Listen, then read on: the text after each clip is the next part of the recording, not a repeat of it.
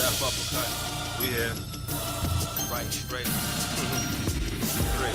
Musa. Good. Sakina. There you go. One, two. I see you. Let's go. Yo, I am king. The battle is on. Let it begin. Enough of petty chatter. My status is going in. The pain is real. Concealed. Surviving in the field. Military mind shatter rappers with the skills. Birds drop out the sky. The beast coming.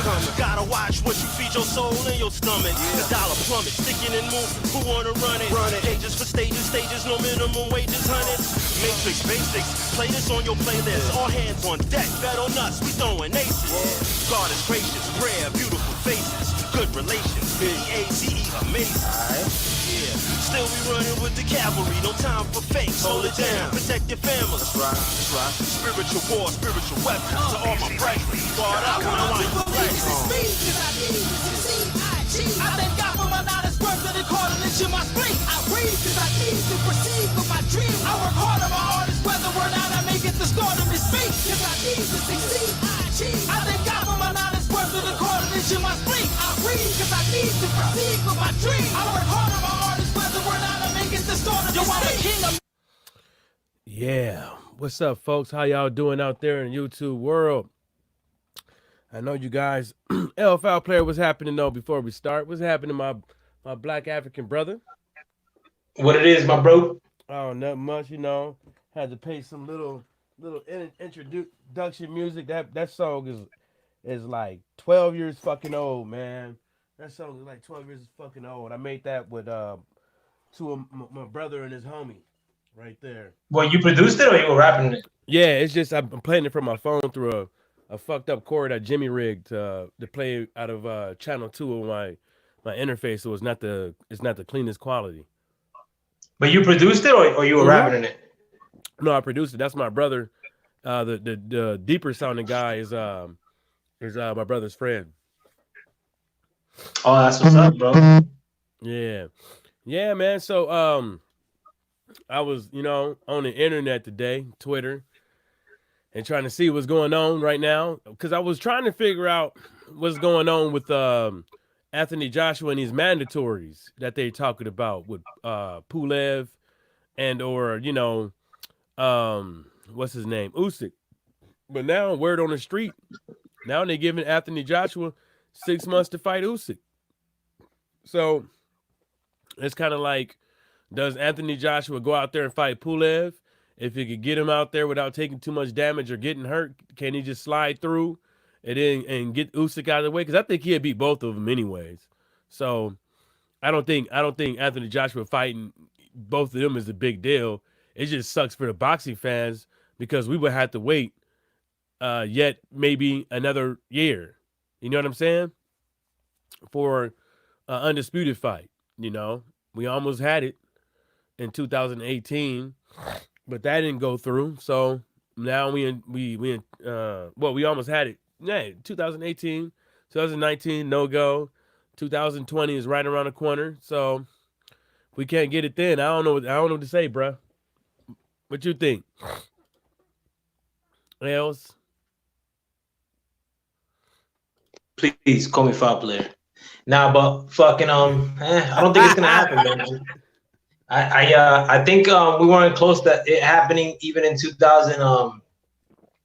Whenever Anthony Joshua had claimed all 3 belts, I think we're just as far now as we were then. Like, I don't think it's gonna happen so long as Wilder's holding on that WBC. Yeah. But and I think I don't want to sound like a sour cat and all this stuff. I think Wilder has big shit ahead of him. I'm pretty sure we're gonna get into that further on in the stream. But let's look at this in a positive light, man. I don't want to talk about it in a negative light because we're kind of like giving it the connotation that Wilder needs AJ to a degree.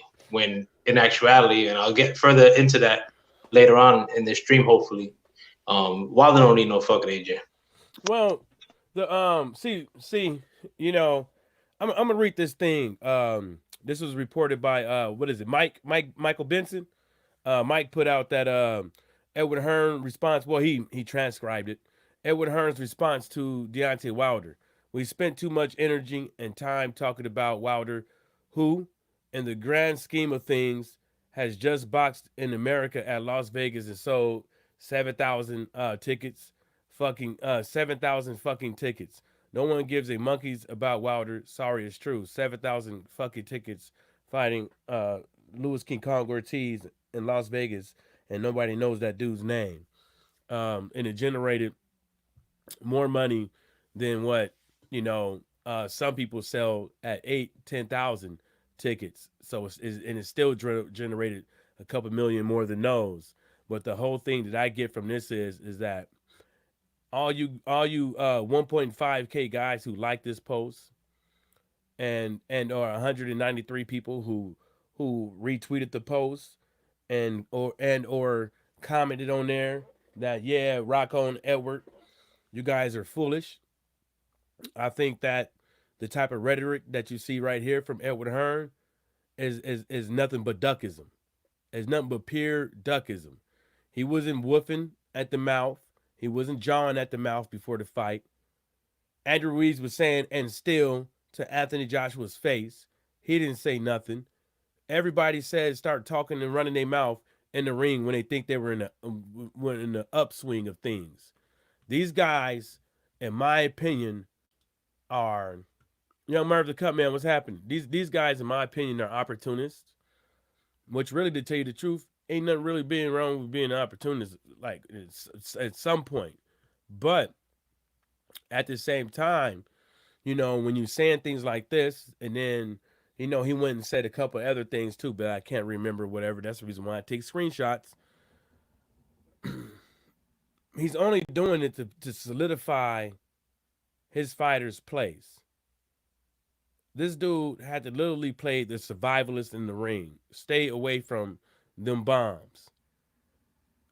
How are you going to stay away from those bombs with Tyson Fury if you don't fight Wilder? Because really, to tell you the truth, you're talking about running from Wilder. Look at Tyson Fury. You going to run for him? You going to fight Dillian White again? You going to fight Joseph Parker again? You going to fight Daniel Dubois? Who are you going to fight? You got to fight somebody. And the fans out here don't want to hear all that bullshit. The fans really just want to see the fights that they want. The fans don't want to hear, make sure anybody popped in there. The fans don't want to hear, oh, we didn't make this fight happen because we didn't give a rematch clause. But wait a minute. 15 flat rematch clause when you know it's getting close for Tyson Fury sign day. When it's getting close. And then Edward Hearn is out there saying, no, that fight is not going to happen. Tyson Fury ain't serious and this and the third. The fuck you got to do with Tyson Fury? Why you all up in his fucking business? Why you all up in Wilder's business? It doesn't matter how much these fights sell. Are we going to remember these fights tomorrow? People are going to remember the Deontay Wilder versus Tyson Fury fight other than the second fight with Anthony Joshua Ruiz. Because it was two dudes that didn't do all this back and forth, got in there, got the negotiations down. Both parties left that table satisfied. Both parties had the ability to rematch. And Tyson Fury didn't have a fucking belt. But people out here believe that Deontay Wilder don't deserve a rematch. Edward Hearn out here saying two fight deal. A 2-fight deal don't mean a rematch. A 2-fight deal can mean a whole bunch of shit. 2-fight deal in favor of Anthony Joshua if he happens to lose. Not in favor of Deontay Wilder.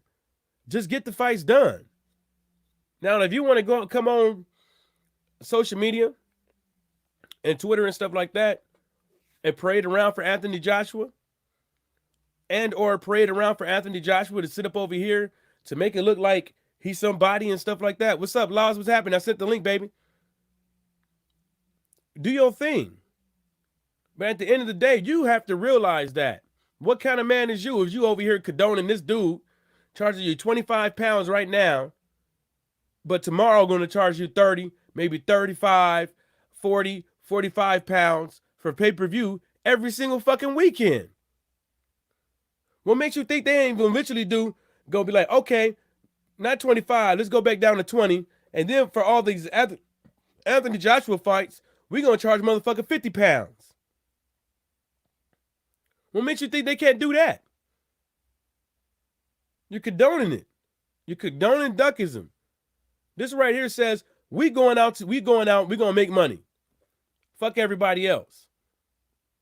And who the fuck is Usyk to be in the top 10 of the heavyweight division? He just got here. He just got here and fought Chaz Witherspoon. And it didn't look good.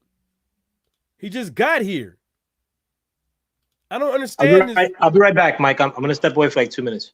Nah, it's cool, man. Before I roll out, I'll get in contact with you. He fought Chaz Witherspoon, a guy that was literally coming off the beach like a bum straight off the fucking beach. He was a dude that was sitting up over there. Yeah, loves boxing, likes to box. Maybe wanted to become a professional boxer. But he couldn't 100%, 50%, and didn't even look like 30, 25%. Commit himself to boxing. To stay in shape. To be able to at least go 6 hard, grueling rounds. The dude retired due to fatigue. And the guy was still tagging Usyk. And Usyk could not put this guy away. How slow as Chaz Witherspoon was, you can't tell me that Usyk should be anywhere in anybody's top 10 in the heavyweight division. You're gonna put him up there, you're gonna put him in the top 10 of the heavyweight division for his performance with Chaz Witherspoon and for being undisputed at cruiserweight.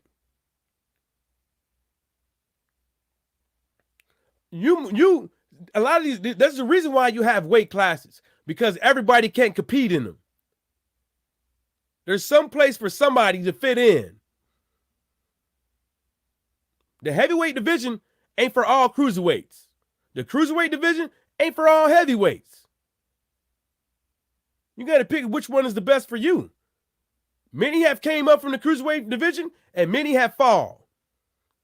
Undisputed at cruiserweight, the way he was, does not make you a championship caliber fighter in the heavyweight division, especially with that performance with Chaz Witherspoon. I don't want to hear it. I don't want to hear it. Most of these, smack that like button. That's what Laws D Punch Out TV said. See, there's all kind of excuses don't let money be the excuse for, Anthony Joshua offered Deontay Wilder 120 mil. Anthony Joshua did not offer Deontay Wilder 120 mil. And that 120 mil is a rumor. From what we know off the streets, it looks more like 100 mil for 3 fights. But it doesn't matter. You know why it doesn't matter? Because how would you feel if somebody telling you what you should do? How would you feel if you go into a meeting to sign a contract? Let's say, for instance, you making money. You're making enough money to feed your family. You're making enough money beyond feeding your family for like 2-3 generations. See what I'm saying? That's how much money you're making. And you go into a meeting and somebody tries to tell you how much you are worth, how much they should fucking give you, and how much you should fucking take. Literally disrespecting you in your fucking face. And you your own man, you have no bosses. And this whole time you feel that you was a boss. You felt that you had nobody running your career. You was in charge. and somebody on the outside is trying to tell you how much you are worth and how much you should take and why you should take it. And being assholes about it. Being brash, arrogant about it. That's the word that John Skipper used. I was brash. That means he was arrogant. That means he thought that he had Deontay Wilder in the corner to allow Deontay to make Deontay Wilder sign that contract and leave money on the table. If you ain't gonna show somebody a cost sheet on how much money that the fight is going to generate, how much money the guy that you fighting against is going to get, when you coming into a meeting like this, why have it? Why have it? When this guy is probably getting $100 million for one fight with Deontay Wilder, and Deontay Wilder is only getting what? 35. Probably less than that. Stop it. You can't go around here just dictating how much motherfuckers just get. And then when he don't take it, it's this whole thing of he would never ever get this money again. It was X amount, blah blah blah, would do a whoop. He ain't got to take something that he ain't got to take it because you feel like it was a good deal for him. When Deontay Wilder asked for $7 million to fight Dillian White, and when Hearn come out talking about he wants a who the fuck does he think it is? I want an 11-inch cock. When Deontay Wilder told, okay, 15 mil, give me a rematch, what did he get? No rematch. What did he didn't get a rematch until Tyson Fury came along. Then all of a sudden, Tyson Fury's the problem, and he won't sign the contract. Tyson Fury's not serious. And then the fight gets made, and then you get put in the same place that you tried to put Deontay Wilder. And then you lose your belts. And then you get put in the place, then all you motherfuckers shut the fuck up, didn't say nothing. Didn't say nothing about freezing Wilder out. Didn't say nothing about Joshua should freeze this dude out if he happens to win because this, that, blah, blah, whoop, whoop, whoop. Y'all didn't say none of that. And this post right here, what you got to understand is, this thing that you see on the screen, AJ has mandatories anyways, and he's already talking about, oh, I'm already looking at the next fight. I'm already focused on the next fight. You already know who you fighting, sucker. You just ain't saying it. You already know who you fighting, sucker. What's up, L Laws, man? How y'all doing, baby? How was y'all day today? What y'all been up to? Good, you. Good, you. What, Laws? Good, you. Oh, it was cool at work. Ate good at work. Somebody brought in some chili, but he had like a tad bit too much cayenne pepper in there, man. Like it's cool to use cayenne pepper, but like I don't know why people just don't use real pepper. You got habaneros, you got chili peppers, you got all kind of peppers you could grind up and put in the chili thing. Like I don't know why cayenne pepper is like the go-to. Laws, I just don't understand it. What we talking about anyway, bro? Chili. Salute, Al. Hey, what's up, Lowe's? How you doing? Yeah, I'm good, bro. You? Chilling, man. You got us in the midst of a riveting debate. This is exactly what I said last night on my live stream. This is now the part what I'm scared of now, because all the fucking bullshit starts again now. The A side, B side. He said this. He said that. I'm worth more than you. Fuck that shit, man. I don't want to see this shit. I just want to see the fight. I just want undisputed. That's all I want. But it ain't gonna happen, no. Well, yeah, I kind of opened up saying something to that effect, Lowe's. In the sense that I don't think we're any closer to undisputed happening than we were at any point when AJ had control of the 3 belts or even one of the belts. Having said that, though, I don't think we should be disenfranchised or pissed, because that would kind of be conceding that Anthony Joshua is the one that could make Wilder, and essentially Wilder needs AJ, which I don't think is the truth. I mean, if Fury fights Wilder, I mean that's a big time fight, which they say it's already signed for in February. And if Fury ducks out on that, he's gonna look like the bitch too. Yeah. AJ could race towards these mandatories, and that's all well and good.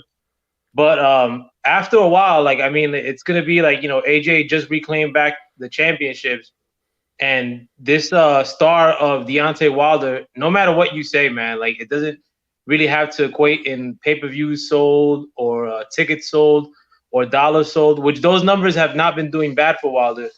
But in spite of all those numbers, Wilder's star continues to grow, and the fight that should be made, no matter what, is a combination of Wilder Fury, Wilder AJ.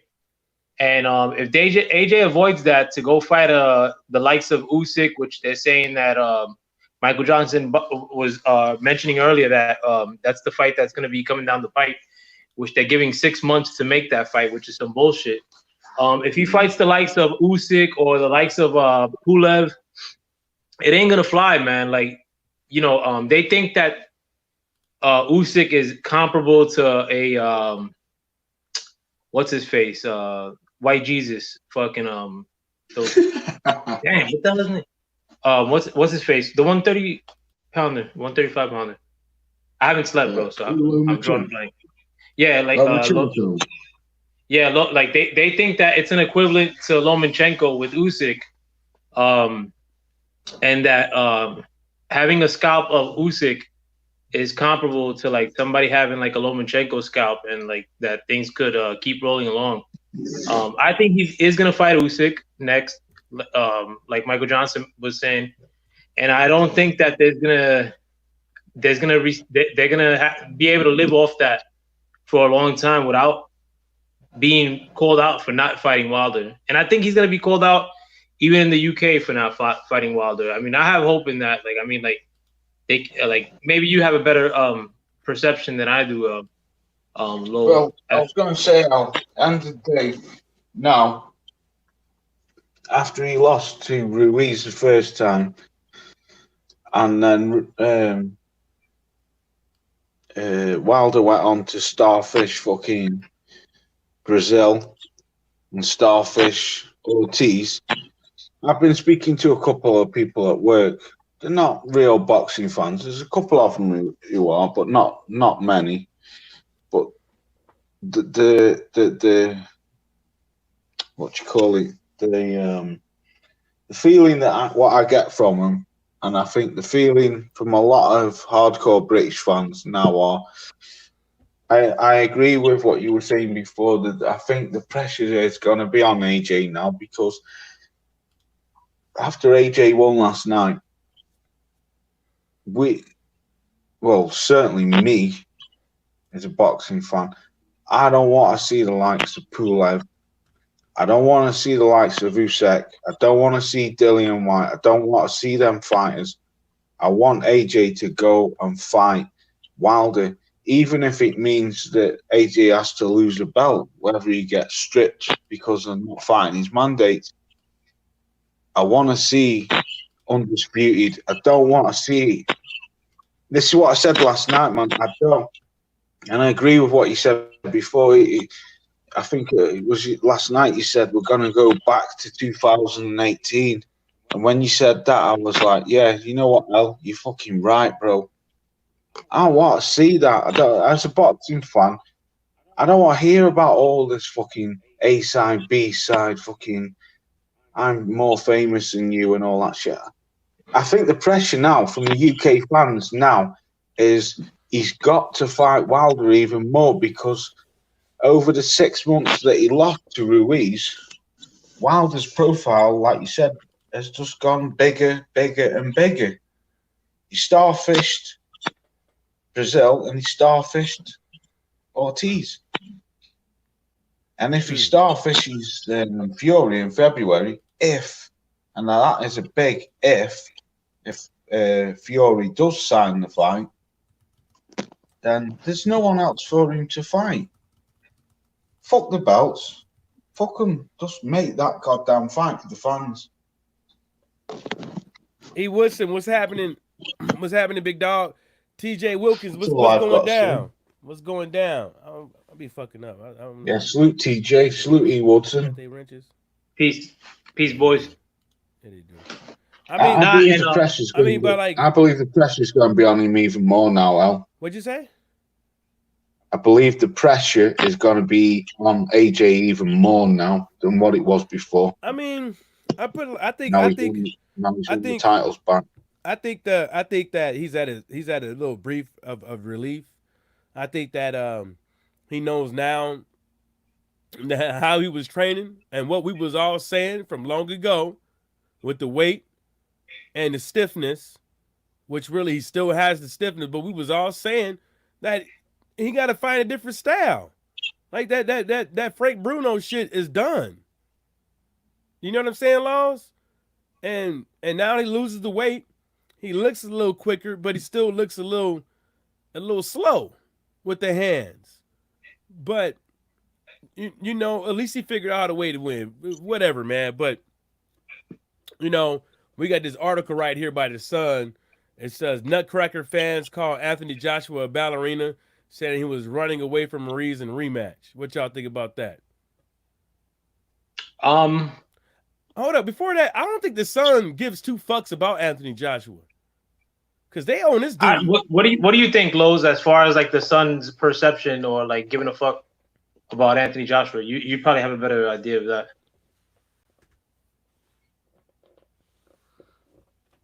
I don't. Did Lowe's dip? Let me look. I don't think The Sun likes that motherfucker. No, yeah, he did. He came. Here he is. Here, Laws. He back. Yeah, my bad. Hey, Laws. Hey, Lowe's. I pressed the wrong button. Go ahead, L. Found player. Well, no, Lowe's. We were gonna ask you. You'd have a better idea because the article that The Sun put up today about the AJ, it said Nutcracker fans call Anthony Joshua a ballerina, saying he was running away from Ruiz in rematch. Me and Michael Johnson wanted to ask you. You think that's The Sun gives AJ fair treatment or good treatment as far as their reporting of him? No, you see, I'm going to tell you something now. Yeah, you see that newspaper, The Sun. See that they are a fucking bunch of scumbags. It's a scumbags paper that. Them motherfuckers, right, in the 90s, I'm going off boxing, but I'm going to tell you something about that newspaper. And you can Google it. That newspaper, right, in the 90s, there was a football game between Sheffield Wednesday versus Liverpool. And because there were so many fans turned up at the stadium, I think it was a FA Cup quarter-final or something like that. But the police couldn't deal with the fans, right? So they opened the gate and let a load of Liverpool fans rush the stadium. And over 96 Liverpool fans died. They got crushed because the police let in too many fans. They opened up the main gate and all the Liverpool fans stormed the gate to get into the stadium. And 96 of them. It's called the Hillsborough disaster. Look it up, Google it. I'm telling you, man. And that newspaper said that when the fans were died, it wasn't just Liverpool fans, it was Sheffield Wednesday fans who died as well. That newspaper reported that Liverpool fans were pickpocketing dead supporters on the pitch, people who were crushed in that, and then the ambulance pulled them over the fence and pulled them onto the field. I remember it now, Laws. It was the fence that killed that. That fucking paper reported that Liverpool fans were pickpocketing dead fans, and it all come out later. It was a shenanigan. He took up from the police. Police dropped the ballot by opening the gate. But just getting back to that paper, man, don't believe anything that fucking paper says. That is a bullshit paper. Probably Yeah, don't give. I think you've talked shit about them in the past too. No, I mean that's the reason why I said, do you think that they give Anthony Joshua fair treatment because they always on his ass? From far as what I see. Listen, man, they used to own another newspaper. They used to be part of another newspaper called the Sun, the News of the World, which was a weekend paper. It only ever come out on a Sunday, and that newspaper. There was a young girl over here called Millie Dowler who got murdered, and that newspaper hijacked text messages off the phone and were reporting stuff what was on the phone when she was died, and the newspaper got shut down in the end. But it's owned by a guy called Rupert Murdoch, I think he's called. But nah, that's a savage paper, that man. He probably don't give a fuck about him, bro. But I don't even want to read anything what that paper says. I mean, but go ahead. My bad, Mike. Nah, but people are like criticizing what they call the battle arena tactics. But I was even on the thing on Twitter earlier today, combating these haters because people want to say that. People always try to do things to discredit what somebody's saying, and I always like take what they got to say when oh, you're not a real boxer. You're not a real boxing fan if you don't believe in this. That's bullshit. People always that bullshit, bro.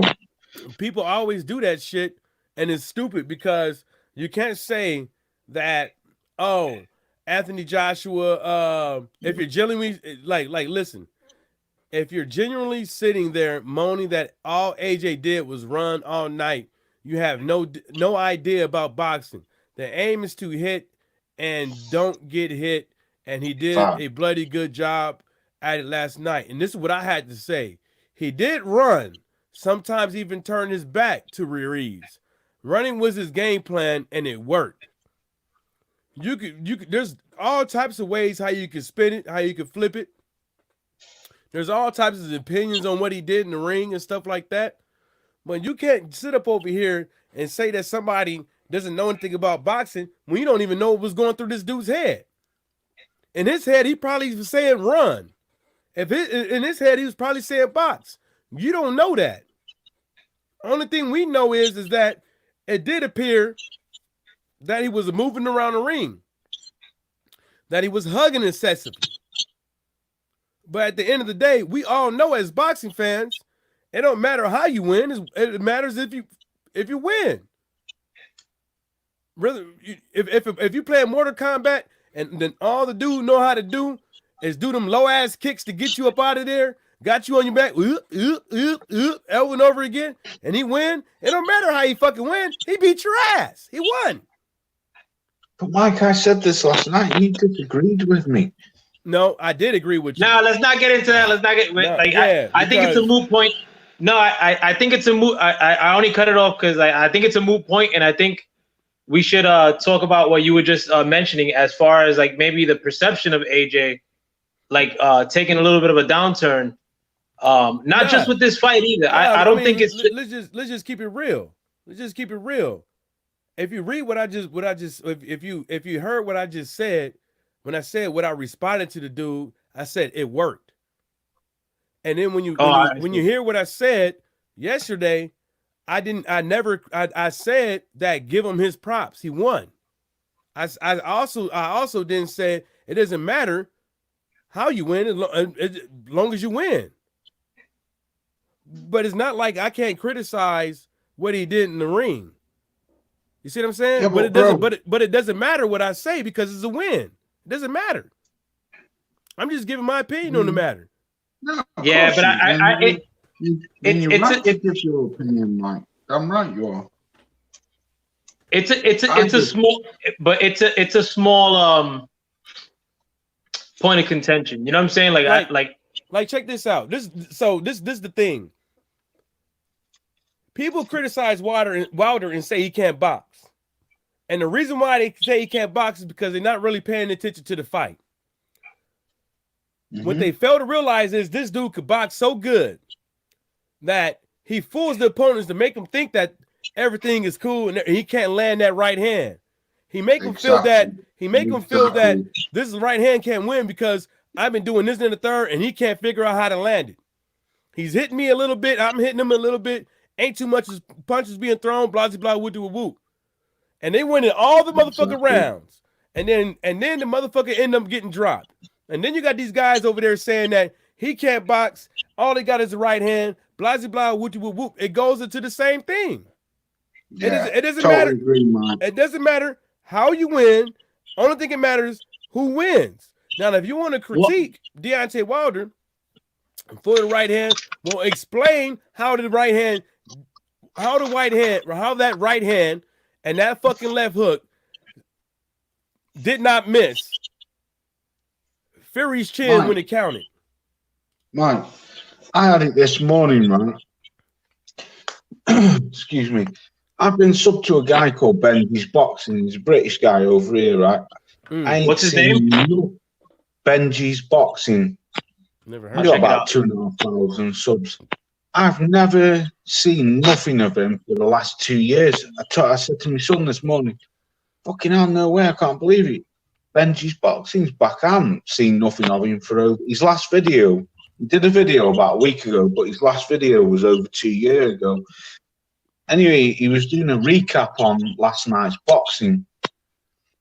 And then he was talking about Ortiz, saying that Wilder's only just starting credibility, starting to fight decent opponents. So straight away, my fucking ears alerted to what he was saying. And then I heard him talking about Ortiz, and he was saying, yeah, Ortiz isn't that good a fighter. And I thought, hang on a minute.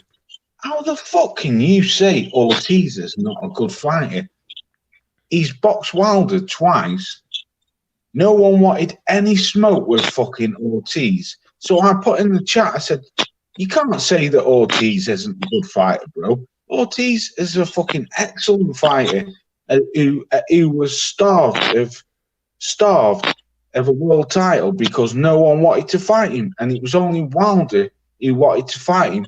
Fucking hell, man. Next thing you know, the little fucking punk was saying, who's he for? Who's he for? And I said, Wilder, twice. And he's like, yeah, well, Wilder isn't a fucking credible opponent. What the fuck do you mean Wilder's not a credible opponent? He's a fucking world champion. So, man, I just got out of the fucking chat, unsubscribed from him. Fuck off. Piece of shit, talking bullshit. Nah. Well, like what and I want to get into this a little bit deeper, like later on in the night too. But no matter what, Mike and Lowe's, they're gonna find a way to say like whatever performance Wilder just had is like not what the people want. Wilder was getting beat in every round, and or Wilder when he beat Brazil in one round, Brazil's a bum, or Tyson Fury was winning should have won that fight. There's no way Wilder could win, and I don't think a lot of and I've said this before. I think a lot of that stuff has zero to do with the fact that they don't like the way that Wilder fights, like because a lot of these dudes are casual fans at the end of the day. I mean, like, you know, wherever you work, Lowe's, or wherever you work, like I know where you work, Mike, and I know where you work, Lowe's too. Are there people that know more boxing than you where you work, Mike? I doubt it. No. Are there more? Are there people? Are there people that know more boxing than where you work, Lowe's? That know more than you? I'll answer for him. I'll take his silence as a yes. Let me say this. Let me say this. And then ask Law as soon as he come back. So my boss said a couple people didn't know that there was more than 4 belts in each weight in each section of the body in each weight division. Yeah, They didn't know that. And not only on that, I had a dude at work try to tell me that Andrew Ruiz should never won in the first match. I was like, first thing I said to him, I was like, but do you know the backstory? Do you know everything that happened? He was like, no, I just know that the way he looked, he should never won. I was like, in boxing, is not the way you look, is the effort that you put into boxing. That's the thing. Everybody think that these boxers should be 250, 230, 260, 270, and 280. No. Well, I want to put that question onto the chat too. Like, I know we got TJ Wilkins. I can't see who else is in the chat, but like wherever you like roll, like what he would or whatever barbershop you go to or wherever like y'all work at, you know what I'm saying? Like, do people know boxing more than you? I mean, and I could probably take the liberty of answering for you guys. I highly doubt it. The only people that I know that's been watching boxing, my brother, he watches a little bit, and he knows a few. Nah, things, more than you. Oh, my uncle Richard. My uncle Richard watches boxing. That's it. Yeah, but that's like in the probably like in the far spectrum of like your circle of friends and your work. You know what I'm saying? Like, I'm pretty sure you're like in the top 1 or 2 of boxing knowledge. No, most people, most people that I know that watch boxing, they rather fantasize on how much money Mayweather got. Yeah, I mean, but like, and you know, and I get into like a lot of these debates where you could tell like people don't know boxing, but these people can't like dictate what like we should, you know, like who we should like or who we should think is the best. You know, like us as we're like, I mean, in LDBC or real boxing fans, we're the vanguard of the sport. I mean, like, and we can't like cave into pussy motherfuckers. Like, ultimately, like, these dudes are unreasonable. Like, what? And a lot of that stuff, like with these people who are somewhat casual fans, or when they get into that line of talking, like where it's like very anti-Wilder, they could give two shits about how Wilder fights because they're not real boxing fans. If anything, like, you know, Michael Johnson or Lowe's or TJ Wilkins or Woodson should be the ones that are repulsed with somebody's fighting style. But like, if somebody's fighting style is netting him wins, then who gives a shit? But those people don't give a shit about Wilder's fighting style. They give a shit that Wilder's a fucking black dude who acts fucking black, who's from America, American black cat, the most hated fucking being in this, the most hated being in this fucking world. And this is not like, you know, like Lowe's, like, you know, and Alex Santos and Canvas, those are my dogs, bro. Like, fucking, this is not a UK fucking. I try not, if I ever say anything like that is like a blanket statement towards the UK, bro, like, know that I don't mean that shit. Like, fucking. I know that. I know that. No. Yeah, because that's not the case, bro. It's definitely not the case. Like the real boxing fans, I think sometimes like get caught up in bullshit conversations like this, and like we start to change our standards, and then we start mentioning A-side bullshit. Like, but a lot of this stuff has really happened around Wilder. It didn't happen around Mayweather because Mayweather was a fucking punk. Like, Mayweather was a herb. Like, Mayweather wasn't really for the people. Like, you know, and Mayweather like really happened at a time, like a different time, like for our people, like when Mayweather was popping, bro, like that was like in the end of the bling era. Like, you know, like we already like fast forward to this decade, like we went through. Remember? Remember everybody rocking platinum chains? Yeah, what like or big ass clothes, like the 4XL t-shirts. Yeah, that shit got played out, and like we're in a different era. Like, you know, yeah, I mean, well, they were playing themselves in the 2000s too. When I came home, like people were still rocking like 3X t-shirts and shit like that, or the white tees. But we're in a different era though, man. Like we're like at this era right now, especially as far as our people go, like, you know, we're more savvy than we've ever been. Like, we're more savvy than our grandparents as far as like black people or the so-called minority. We're more savvy than fucking you know, any generation that came before us. And we ain't gonna fall for the bullshit. And Wilder represents like our people now more than any boxer ever. Like, I mean, if you want to say Mayweather represented the bling era, motherfucker, you were living with your aunt during the bling era, more likely than not, and fucking working at Wendy's, bro. You weren't blinged out. Like, but you may have a little bit of that consciousness about you. And Wilder represents that shit. Wilder represents that fucking that consciousness that our people are going through now, and that's why these motherfuckers are fronting on him so hard, bro. So fuck all these dudes, bro. Like, yo, I'm not from here on out, bro. And I'm not sour, bro. Like, this is like more of an uplifting thing.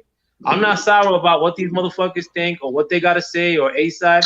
He's a fucking fat dick. Like fucking our man is moving on up in the future, and we'll see where history leaves him. At the end of the day, if AJ don't fight Wilder, we're nowhere. Like, they ain't gonna say, oh well, they offered $100 million to fight 3 fights on the zone, when Wilder could potentially make damn near $100 million if he fights Fury next. And if Fury ducks him, then Fury's a bitch, bro. Fuck him too. I think Fury's a bitch even if he doesn't fight him, like, because he already ducked that action and he dresses like shit. But besides, like, and he dances like Michael Johnson. But like, besides that though, like I like, my dude is looking for that action, and he hasn't changed being that way since I've really started getting behind him. Like, and I really didn't know what Wilder's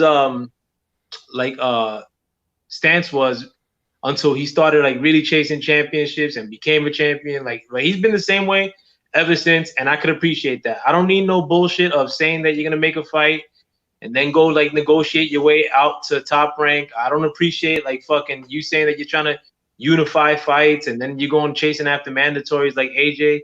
Bro, that's pussy shit, bro. Like, if you want action, like fucking you come get it, bro. If you're and Wilder is that dude for me. And on top of that too, he talks like the way I want to hear my brothers talk, bro. He's not on that bullshit. Like Mayweather don't talk like no fucking dude that I would chill with. Dylan White's bitch ass fucking selling wolf tickets don't sound like some dude that I would chill with. Do you know what, Al? That's the problem.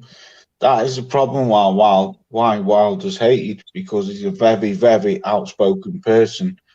If he's got an opinion to put across, he ain't gonna hold his tongue and not say what people don't want him to say. He says exactly what he wants to say. And that's the reason why people don't like him. And that's what I think anyway, over like here. I mean, I don't know over there because I live over here, but I see him as a person who's very, very well outspoken. He says what he says and he means what he says. And people just can't deal with that. Why? And he knocks, not only that, he knocks every fucker out the box. I have this conversation with people all the time. He's like, oh, yeah, he's a bum. He's never fought anyone. And the typical fucking UK casual people.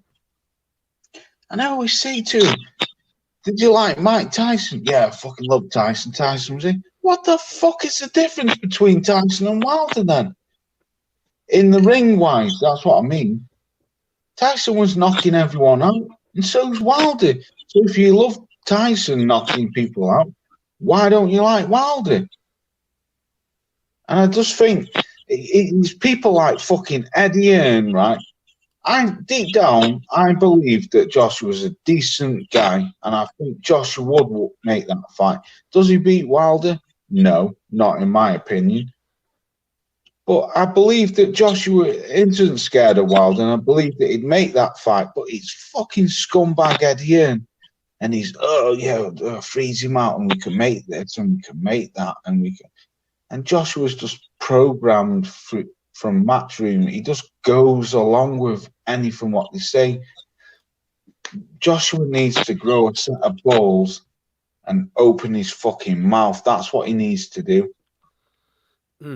Yeah, I disagree a little bit, Lowe's, in the sense that I don't think that AJ's gun-ho to making that fight. I think if he was at some point, that maybe he bought into the bullshit a little bit, and not like as far as like, oh, you know, you could avoid him and still continue to like make X amount, like and sell out stadiums and all this shit. I think he bought into that.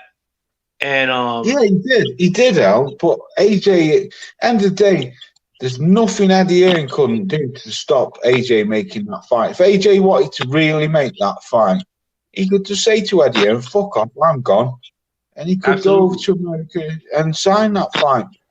But the thing is with AJ, he's been programmed by fucking Matchroom to learn how to make money instead of learn how to make a fucking great legacy. Yeah, I mean, like, and ultimately too, I mean, like, it would be. I'm not gonna bring like no fucking kid shit into it, but like, if your boss told you fucking not to fucking punch one of your coworkers, and your coworker like ended up popping shit to you at a bar or some shit, you know, your boss could tell you whatever the fuck he wants, but you know, you might knock out your coworkers just off GP. And I think the same principles apply. Like, I mean, it's not just pressure that Wilder is bringing towards AJ. It's the public pressure too. I mean, like it's not like overwhelming pressure because there's a lot of people that are pacifist when it comes to AJ and like want to make excuses when AJ takes on these lesser fights and make it seem like AJ's doing something big, i.e. Usyk. But if I think AJ has the choice of making that fight happen, and he really hasn't. Like, so, you know, it is what it is, though. Like I said, I'm not gonna be dismayed by it. And you know, one thing I wanted to admit, I don't want to get too long winded, bro, because I like fucking off. But one thing, like like sometimes the gods listen, bro. And right before this fight went down, Andy Ruiz's father said they had a 3-fight plan, and they were kind of giving references that they weren't gonna fight Wilder. So go see your 3-fight plan, fucking in the sidelines, bro. Like fucking because they may try to make that AJ fight again with Andy Ruiz, and like may have like try to hold out on Wilder. I think honestly, bro, I would not be surprised one iota if come February, like Fury ducks out of that. And the whole heavyweight division has a concerted plan into trying to keep Wilder in the outside looking in. And if that happens, like, bro, fuck him. Like, Wilder should just, like, continue on, like, in his career. He'll still get pretty good fights, aim for 50, and knock those dudes out down the line, man. Like, they're going to be the ones that look like pussies, like, for not fighting him. Like, they could have tried that trick one time or twice as far as making excuses as to why they didn't fight him. But, you know, the scales keep going up and up and up. Like if Eddie Hearn, for instance, were to say, "Oh, I offered you a flat fee of $20 million now," like nobody's gonna say, "Oh, well, you don't make $20 million ever." You know, like even if he offered $30 million, it would sound ridiculous. But just last year, he offered $15 million, like to a flat fee, and $12.5 million for Wilder to make that fight, and people were talking shit about it. I don't think he could use that excuse down the line, and I also don't think that Fury could use an excuse of getting out of this fight in February and not look like a complete pussy. So I think that's like, you know, sometimes the gods they play into these things too. I mean, like you can't like keep ducking like that and being a pussy and having these people like make excuses for you because they don't like Wilder. You know what I'm saying? Like at the end of the day, if you're scared of Wilder, you're scared of Wilder. And that's what it's gonna be. Like whether he makes these fights with these people or not. Yeah. Yeah, well, You he's got to take a fucking fuck Fury. He's a fucking pussy. Him. Fucking, I hate that fucker. I give him mad respect when he took the Wilder fight because AJ was pussyfooting around. But since then, his shenanigans, what he's done out of the ring, I ain't got no time for him. And I'm still believe that he ain't gonna fight Wilder until I see it signed, sealed, and delivered. Then I think he ain't gonna fight him. But AJ, man, come on, bro. You're 2-time world champion now. You've beat the person who bounced you all around the ring. Now you need to go and fight Wilder. You've got to do what Lennox Lewis did. You don't have that fear factor of Wilder. Just go over to America and fight him. If you lose, you lose. But you'll get credit because you took the fight. But if you duck him, in my eyes, you're never going to be a champion because there was always that one guy that you never fought.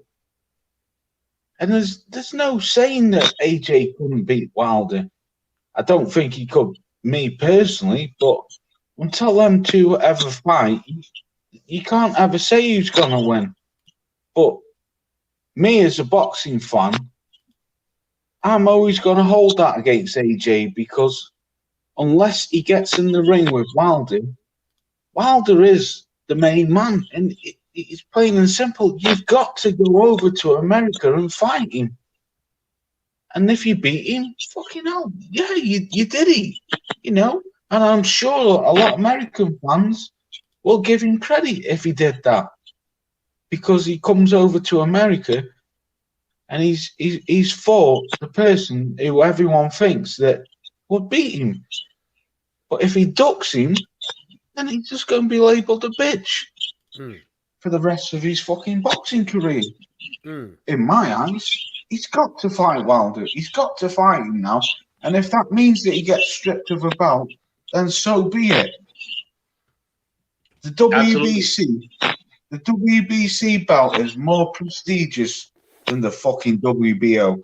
Give let Pulev and Chisora or Dillian White or whoever, the WBO have come out and said they'll strip him if he doesn't make a fight within, is it 100 days or 6 months? So I don't know. Fuck the WBO. Fucking throw it in the trash can like Riddick Bro did with the WBC. Get rid of the WBO, go over to America and fight Wilder now. You've beat Ruiz now. Maybe down the line, fight Ruiz again as a trilogy. But at this moment in time, get rid of the WBO and go and make that fight with Wilder. Even if it means that you get stripped of the WBO and you have to fight an IBF mandatory Pulev, beat Pulev up, which I think AJ whitewashed Pulev. Let Tyson Fury and Wilder fight. Wilder knocks Fury out, and then go over to America, Las Vegas, Nevada, wherever, and make a multi-million-pound fight with Wilder, 50-50 down the middle, promotions, tickets, whatever, and just make the fucking goddamn fight. And that's all I've got to say. Well, I don't think he should vacate any of the belts. I think. Yeah, but Mike, if he up. don't vacate the belt, he's going to get stripped. He might not be stripped. He might not just be stripped of those belts. And the thing about it is, the reason why I'm saying it is that the is looking like the IBF has came out and called for the fight, but I know Blue had just made a video saying that Anthony Joshua announces his next fight, and Deontay Wilder not in his plans. Of course, he's not in his plans right now, you know, because he has mandatories, which are obligations to fulfill. And the reason why I say he shouldn't do that is because he would Sanasi Deontay Wilder, Deontay Wilder is fighting Tyson Fury in February. Now, yeah, but is he though, man? Hold up. Let's just call it for what it is. It's signed, and that's what it looks like is happening. So, Deontay Wilder is fighting Tyson Fury in February. That's what it looks like is going to happen because they got a rematch clause, and if that doesn't happen within a certain amount of time, which usually is in contracts, then Fury loses his chance at a Deontay Wilder rematch. So that gives Anthony Joshua enough time to at least fight one of those mandatories. See what I'm saying? Yeah, true. Yeah. Pulev. But then Pulev is going to say something, and I think he could just easily knock these guys out, and then take another 3 or 4 months of a month off, maybe a couple weeks off, maybe I don't know, and then go into fighting Deontay Wilder maybe at the end of 2020 or maybe the beginning of 21. But Mike, you've got to think that he can only fight one mandate in between that time. But both the IBF and the WBO are calling for the mandate fights, so he's going to get stripped either way. The WBO have already said he's got to fight Usyk within within the next 4, 5, 6 months. 6 months, yeah. And 6 months. yeah, and we all know that the IBF are number one fucking. They're notorious for stripping people. So if they come out and say that he's got a fighter mandate, how's it possible for a fighter who only fights twice a year to fight 2 mandates? Well, they haven't came out and said anything. First of all, yeah, I know they haven't. I know they haven't. Just saying if they did. The IBF. I know Pulev's team has been trying to get the IBF to call for the mandatory and stuff like that. Yeah. And I don't think the IBF has made a decision yet because I haven't seen anything. No, they haven't. That's what I said. They haven't. But if they do, yeah. But if he might be fucked. He might not be fucked. But if he's fucked, then that gives him a shot to fight Deontay Wilder. If they just strip him and then not even give him a chance to fight him, because you got to think about it though. They at least got to give this guy a chance to make the fight. So if he fights this guy, Usyk, if that's what indeed is what's going to happen, because according to Blue Blood, it's looking like Anthony Joshua said he's going to fight in March, which is a month after February. So that might be Usyk or Pulev, one of those two. Who knows? Could be somebody else. Who knows? But you've got to think what the FTB said tonight, man. He ain't going to give up that IBF belt because that was the first belt where he won. I don't think the first belt that he won is going to be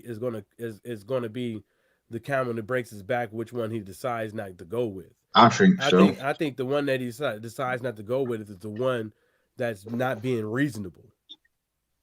Yeah, but I think if you do it by like time constraints, Mike, well, time constraints. They're giving him. Hold up. Well, the time constraints is 6 months, and that for the IBF. And he's saying he's fighting in March. Anthony Joshua is saying he's fighting in March, so most likely that's Usyk or Pulev. Yeah. So no, Usyk. I think that's gonna be Usyk, bro. I'm thinking so too, because it looked like it's looking like the WBO. I mean WBA is push. What is it? WBO. WBO. Yeah. WBO is pushing it. So I'm not going to sit up over here and say this man should just, vacate a belt or not even try to compromise with these guys. They try to keep his belt so we can get that undisputed fight, or just give if he just want to give the fans the fight that all the fans want to see, he need to do, glory to him. But I'm not going to sit up over here and say that, I don't think the amount of money that they would get, it would behoove them to wait and allow Anthony Joshua a reasonable amount of time to take that mandatory. But it's not Anthony Joshua's. Well, it's Anthony Joshua's fault, and it's not his fault. But I think hold up, because I believe it's the IBF. He hasn't fought the IBF mandatory in 2 years. So go ahead, my bad. So when you think about all that, I don't know what they already been saying, what they've been doing and stuff like that with the IBF, but I think really, to tell you the truth, these sanctioned bodies, them two dudes, they just need to be reasonable. But I think the problem with these belts or these councils is that they're very unreasonable for the most part, and the probability that we've been hearing is that regardless of what road he takes in fulfilling one mandatory, that he may lose the ability to defend the other mandatory and will likely get stripped by one of them. If he doesn't, though, if he doesn't, if he doesn't get stripped, then more power to him, and God bless. But I don't want to predict what any of these councils do, because they could all kiss my ass, and they all they're all unreasonable, and their rules deviate, and they're likely to be bought by somebody like Bob Arum or Eddie Hearn. So we can't really predict what they would do. But having said that, though, mandatories are a weak route anyway. I mean, like if he does have to lose one of those belts or get stripped for one of them, then the objective shouldn't be to regain that belt by fighting the likes of Pulev. If he goes into a Usyk match come March, like the main objection shouldn't be like to go fucking chase a Pulev fight to regain your stripped WBO belt. It should be to fucking go get the WBC belt. You would get that WBO belt from any, like that's just mad. Fucking Lowe's could fuck up Pulev, bro. Like fucking you too, Mike. You know what I'm saying? Like that's easy pickings. Like Mickey Mouse belt, bro. Yeah, if it happens, it happens. Let it be. I mean, you could regain that. Like the fight that should be made is Wilder. I mean, like, but that's not what's gonna happen. I mean, like, and people are already like, don't get it twisted. Like, I mean, like, because I fucking engage in stupidity on Facebook, like regarding like fucking boxing scene or boxing news, and a lot of people were like saying, oh well, like AJ got his like path cut out for him, like against Pulev and like Usyk, like those are weak ass fights, bro. Like AJ wiped the floor with fucking Pulev and Usyk, no problem. Like him losing one of those belts, I mean, especially if it's to chase a Wilder fight, like I'll put it like this, bro. Like him dropping one of those belts to chase a Fury fight without a belt, I wouldn't even be tripping on that. You know what I'm saying? Like, what do I rather see, AJ Pulev or AJ fucking Fury? But he ain't built like that though, man. Like, and they're guiding him to like fucking take these fights, and it's not like he's gonna make like tons of money to go fight a Pulev wherever the fuck they could fight. They could fight in North Korea. Like, exactly. That's a great point you just said there, bro. He ain't gonna make good money, fighting them fucking mandates. Well, and one thing we don't talk on this channel is money or fucking like we'll never get into a fucking a circle jerk talking about fucking purses and shit like that. Like we don't do that on these channels. Michael Johnson Boxing Talking More. Please subscribe if you're not subscribed. And Lowe's Dawkins, the Pimpins channel. Please subscribe if you're not subscribed. But we don't get into that bullshit about talking money. But it is what it is, though. I mean, you'll probably make 4 times more money like fighting Wilder, if not more, than you would a Pulev. Like even if you take it from a fucking dictator, you're not gonna get bread like that. That's great talk, Al. Yeah, that's great talk, Matt, bro. I mean, he ain't lying, but my whole thing is like, we gonna have to wait, man. I think seriously, like. These sanctioned bodies, they should have been like, look, if y'all want to get this undisputed, go ahead, but then y'all got to handle y'all mandatories afterwards. And then the IBF and the WBO can play. The IBF and the WBO can play rock, fucking, paper, scissors. Yeah, that's fair enough, that, Mike. But that, but it seems like there's no type of communication with these guys.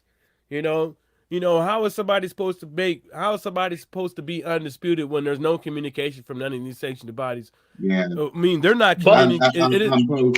It doesn't seem like they communicating with each other. Saying you've got to fight your mandate straight away. When's the last time that you've seen an article or a news thing on the WBO, IBF, WBC, or whatever 3-letter acronym belt out there saying how they in talks with another sanctioned body on how we gonna go about with this undisputed fight and how we gonna go into the winner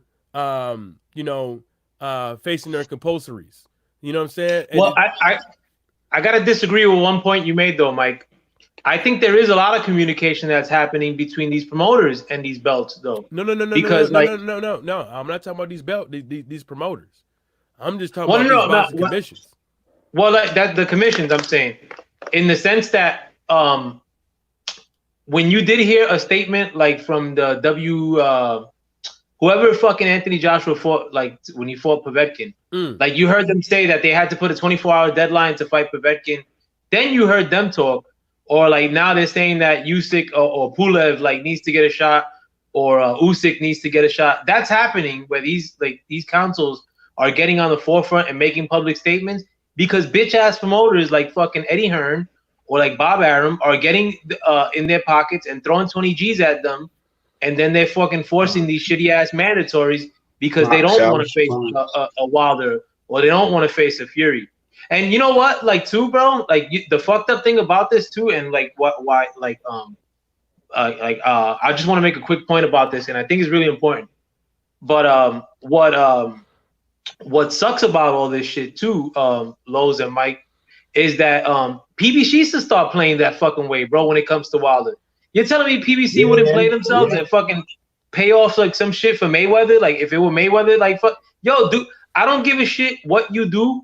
Like if you're doing something unsavory, like fucking yo, like if it's what's your team, Lowe's? I forgot. Is it Man City or not Man City? Man City. All right, Yeah, if Man City fucking cheated, like, and they won whatever the fuck cup, would you be pissed that they cheated? I wouldn't give two shits, bro. Like, if it's my team, like, whatever, like, goal you got to make to get Wilder up there, PBC, get on your ass, bro. I'm not going to ride with this whole dick riding of PBC just because, like, I think that they're doing things right here and there. Like, PBC doesn't do everything right. And when it comes to Wilder, I think they're falling short.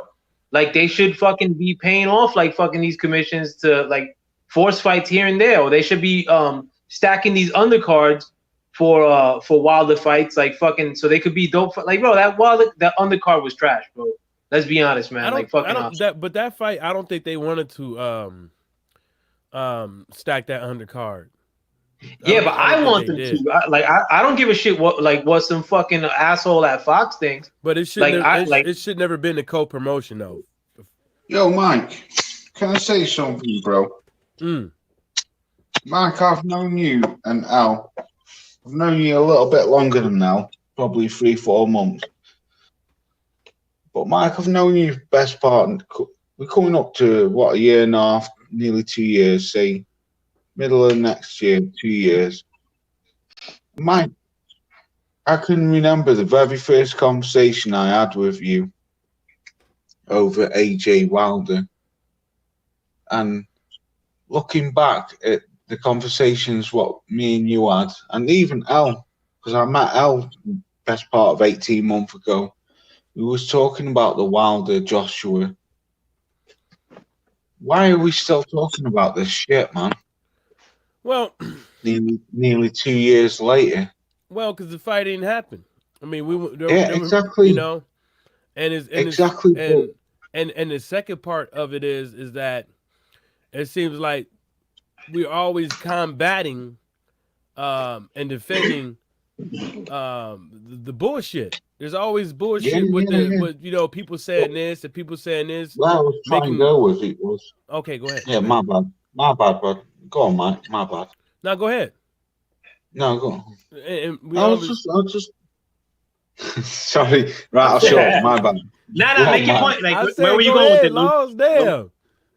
Yeah, I was just trying to say, just it's like a boxing fan. Me, you, and Al, we were talking a year and a half ago, nearly 2 years ago, and we've come back now to the. This is what I said last night on my live stream. We're coming back to the same conversation now, what we did 2 years ago, because of all the fucking bullshit politics in boxing, with the IBF are going to strip him, the WBO are going to strip him, Eddie Hearn's going to do this. Eddie Hearn said that fucking pisses me off, man. Fucking does my head in, man. I give AJ credit last night.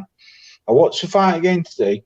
I still stick by what I said. I think AJ did what he needed to do. He fought a perfect fight plan. Okay, it's not to everyone's fucking cup of tea, jabbing and getting on your back, but he needed to do what he did, because if he fought Ruiz close up, he was getting counter-punched and he was getting knocked out. He knew that himself.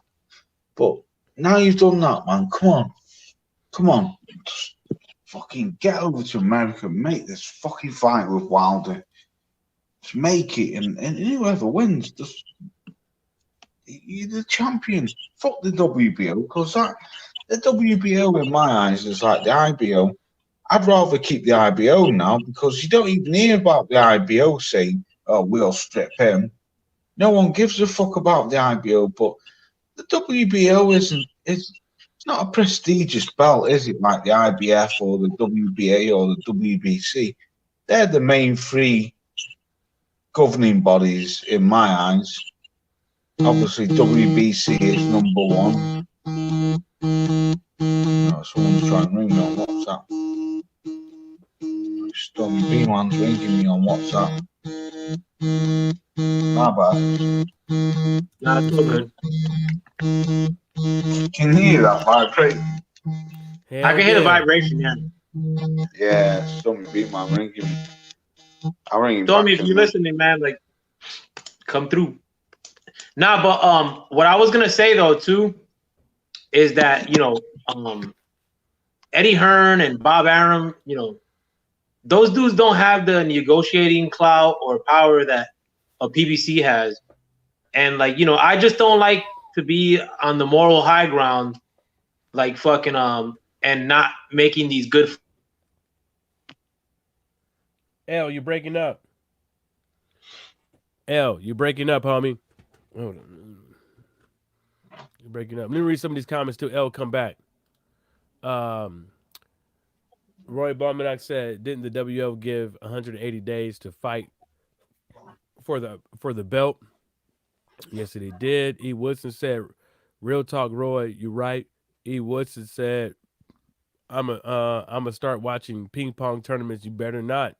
You're gonna take your ass to sleep." Roy Balmanac said, "AJ gets knocked out by Wilder with either style. I believe so as well." He also goes to say Hearn refused to say Wilder's name after the fight, and AJ's face said it all. I didn't watch it, but hey, I take your word for it, my brother.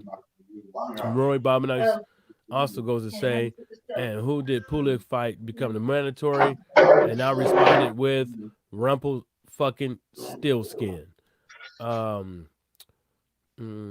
Roy Balmanac goes to say, because money came in between the fights for the fans. You ain't lying. Greed over fans. You are absolutely correct. E. Woodson said Wilder versus AJ is turning into a fantasy fight like Tyson versus Ali. You would think they are from two different eras. What the fuck? I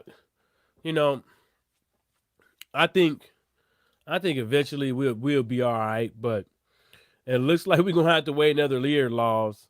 Looks like we're gonna have to wait a motherfucking year for Undisputed, and it sucks. And that's why some people. That's why some people they kind of you kind of are right about, if you take the Usyk fight and the IBF is over there crying and shit like that, say fuck them. Say fuck them. See how they like that when Pulev is fighting and not bringing that much money in for their pockets. And then the winner of Deontay Wilder versus Anthony Joshua, whatever, if they happen to fight Pulev is he's gonna get killed. Yeah. He's gonna get. Mike, I'm gonna ring you back I'm gonna jump back in a minute. I'll stay on. I'm just gonna ring B-Man on Hangouts. I'll come back in a minute. Okay. Because I seriously believe, man. I seriously believe that the Anthony Joshua, if somebody could cut the ring off, it's gonna mess him up. You got to cut the ring off when motherfuckers is doing that. You can't just, like Deontay Wilder said, you can't just keep moving forward in the eye of the fucking storm of the fucking jabs. And if you are doing that, you got to be quick enough to fucking bob and weave, to slip them things, to get them rib shots, to get them to get upstairs and stuff like that. And he wasn't, and Andy Ruiz wasn't doing it. So, you can't just fight in the ring and make people comfortable. Sometimes you got to make these guys, well, not, you can, and win, but you have to make these guys, if you can make Anthony Joshua feel uncomfortable with what he's doing and not figure it out, and Rob McCracken, let's not get it cracking, can't fucking figure it out, then it's going to be a repeat. You know what I'm saying? Because once these guys, and they start, once guys, it seems like some of these guys in boxing, once they get frustrated, they not the same fighter. Some of these fighters, they cannot be frustrated, because as soon as they frustrated, they start doing different things and stuff like that. I don't think he could I don't think he can, but he possibly could overcome that. But Deontay Wilder is going to circle you. Deontay Wilder is not going to allow you to sit up over there and he's going to cut you off and you're going to have to take something. He's going to cut you off and you're going to have to take something. So if you want to just, cut your ass and run around the ring with Deontay Wilder, so be it. But you got to understand this. Just how you chose to fight Andrew Ruiz every now and again here and there because you forgot the game plan or you thought it was a cool time to try to get the person up out of there, you're going to try to do the same thing with Deontay Wilder and you're going to get caught just like everybody else. You can't just and you might not be able to win just off of jabs. You might be getting jabbed up yourself because your jab ain't that fucking quick. Anthony Joshua's jab ain't quick. And you're going to be gun shy to throw that right hand because you're going to have to be in range. Facts, E. Woodson. Then you're going to have to be in range. E. Woodson also goes to say, yeah, just fight to stay active. Yeah, I don't understand that fight to stay active shit. And then these guys still rank them. Like I understand that, you're trying to keep people around for the money to get this 10%, 7% of how much they pay him. But Pulev has been doing just that. Just fighting to stay active. To me, there should be no you come up from cruiserweight and bypass everybody else as the mandatory because you was undisputed, but you get up here and fight a Chaz Witherspoon and didn't perform up to your status. There's other guys that could have put in far better work on Chaz Witherspoon than what the fuck you displayed, no matter what the fucking style. The dude was out on his feet due to exhaustion. Exhaustion. Not because he was getting hit upside the head. What the fuck? Exhaustion. Yo, why didn't Dillian White or somebody else go after fucking Pulev for that WBO or try putting their hat into the WBO? Well, if all you gotta do is ultimately get past fucking Bogdan Dino or fucking Pulev. Yeah, exactly. Bogdan Dino and Dillian White. Because Dillian White always seems like he has that fight. He has that. Dillian White not calling out Anthony Joshua for a rematch after getting his ass dusted off. Like the way he did. Getting embarrassed. Getting embarrassed. Him not calling that dude out knows that fight is always in the back burner. It's always in his back pocket. That fight is in his back pocket. Whether or not he's out the door of boxing, whether or not he has 2, 3, 5 losses in a row, is always in the back burner. Is always in the back pocket for them. And they're going to keep doing that shit over and over again. Hey, Mike, I always thought that if it ever came down to Wilder saying, all right, fuck it, bro, I'm going to fight this in Dillian White, that Dillian White would probably pump some bullshit and say about ticket sales or Eddie Hearn and want that fight to be some sort of 50-50, and then them front and not even make that fight. I always thought that could be some back of the pocket shit too when it came to Dillian White, man, because Dillian White can't think he could honestly beat fucking Wilder, bro, especially after yesterday's performance, bro. This is what Wilder should do if I was him. I would get in with one of those Nigerian artists, and I would go to Nigeria, and I would do some type of humanitarian thing over there. You see what I'm saying? I would do some type of humanitarian thing over there, and I would set something up to keep something coming in so people can get help, right? And at the same, because look, I'm gonna tell you this one thing. Do you guys know who that artist was? That the Nigerian artist was that AJ came out on the ring walk was? I know who he is. Is it that something kid or no? No, I know who that guy is. It's an old school artist. Do anybody know? I'm gonna give it a little bit. Does anybody know the artist that Anthony Joshua came out in for the fight? is an old school artist. Kind of sound like some old school shit. Had like a little trumpet or whatever in there, right? Some singing, right? Sounding like a little African dude, right? Who was that? I know exactly who that is. But before you jump to a different point, I want to contend that notion you just proposed though, because I don't think it'll work. It's Fela Kuti. I heard that name too. Before. That guy has been fighting. Well, he's dead now, but through all this course of his as being an artist, and they even got a museum for him in over there in Nigeria. Has been human rights in Nigeria, Africa, and worldwide. And for Anthony Joshua to come out there with that type of guy in Saudi Arabia, I don't even think Saudi Arabia didn't even know who the hell this guy was. Because that guy was talking about the same shit that goes on in Saudi Arabia with Nigerians being enslaved, with Africans being enslaved. But Fela Kuti would roll in his fucking grave if he had some dude playing his fucking one of his hits in the ring walk, and ain't never done a damn thing, ain't never said nothing about nothing. And then you go up over there and you fight in Saudi Arabia. Now, if I was in Saudi Arabia, I wouldn't say nothing too. But as soon as I get back home, I tell you why I didn't say nothing. Because you can't say nothing over there.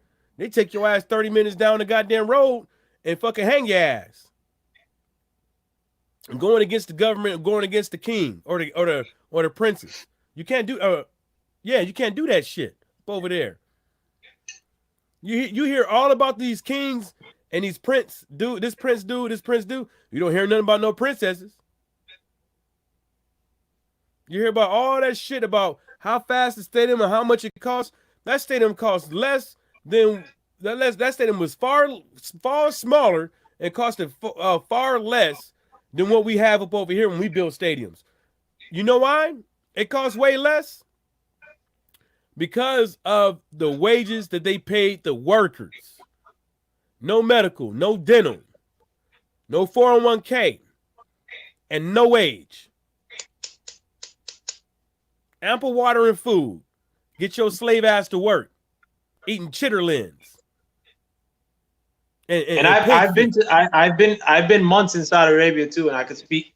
You know, where the stadium happened, where they built the stadium is outside of Riyadh, and I was actually in Riyadh, where I would get hold up.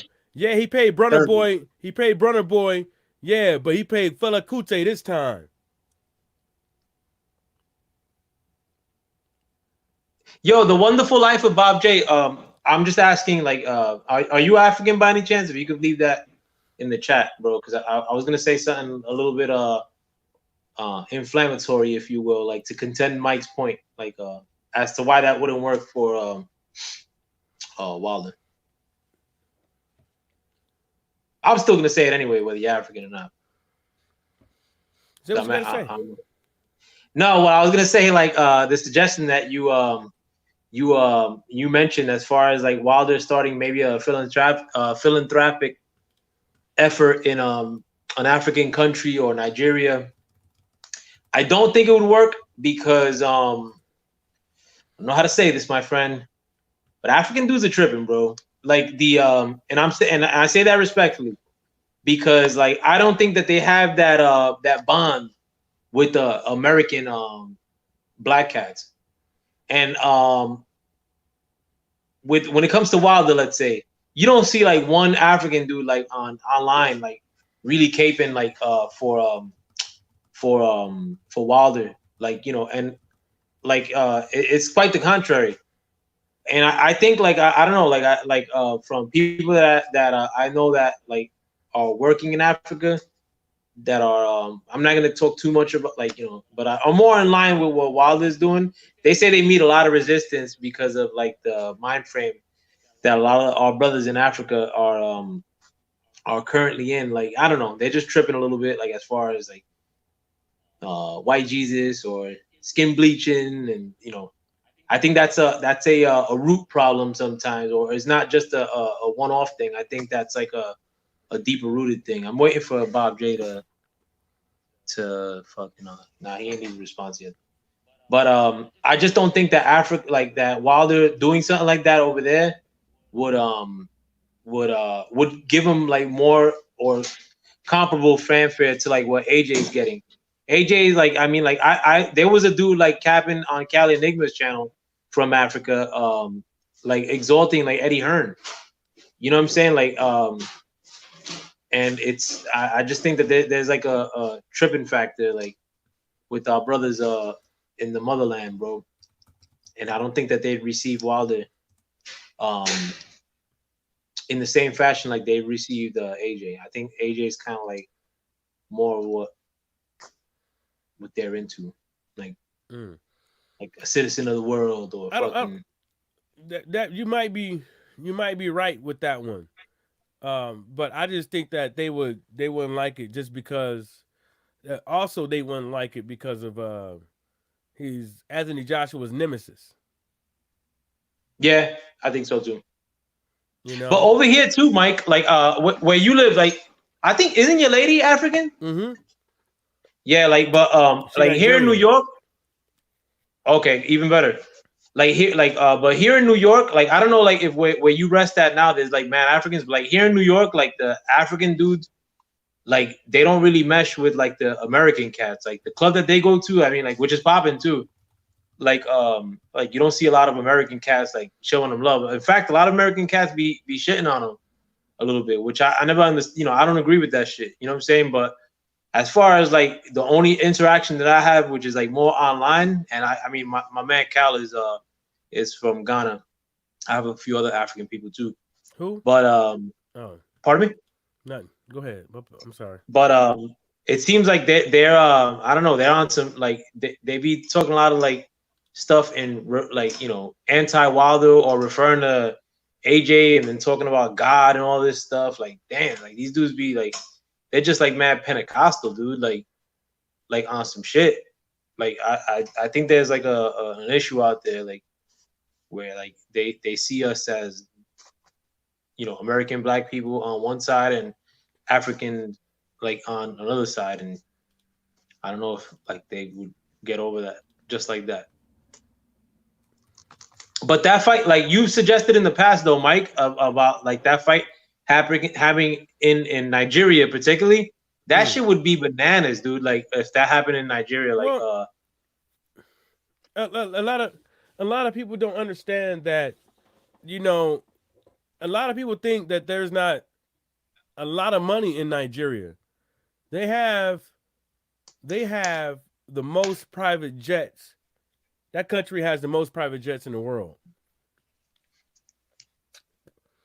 They pay millions of dollars to bring American superstars, performers, and stuff like that, guest speakers and stuff like that, to come up over there, and they fly them on. They pick them up on their private jets, and then not only that, how much they pay for tables for these events, VIP for these events, millions of dollars.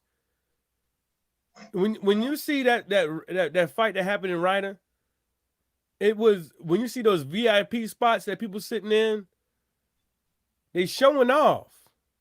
They telling you we got money. They showing off. They paying $1 million probably for one of them things.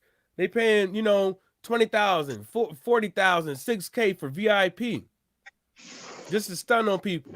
Same thing like back in the days, these cats coming up in there with fur coats, paying top dollar, paying $6,000, $10,000 for one fucking seat. Yo, but Mike too. Seats. And so go ahead, my bad. And so, you know, if that fight was to happen over there, they have adequate facilities, indoor and outdoor, for that.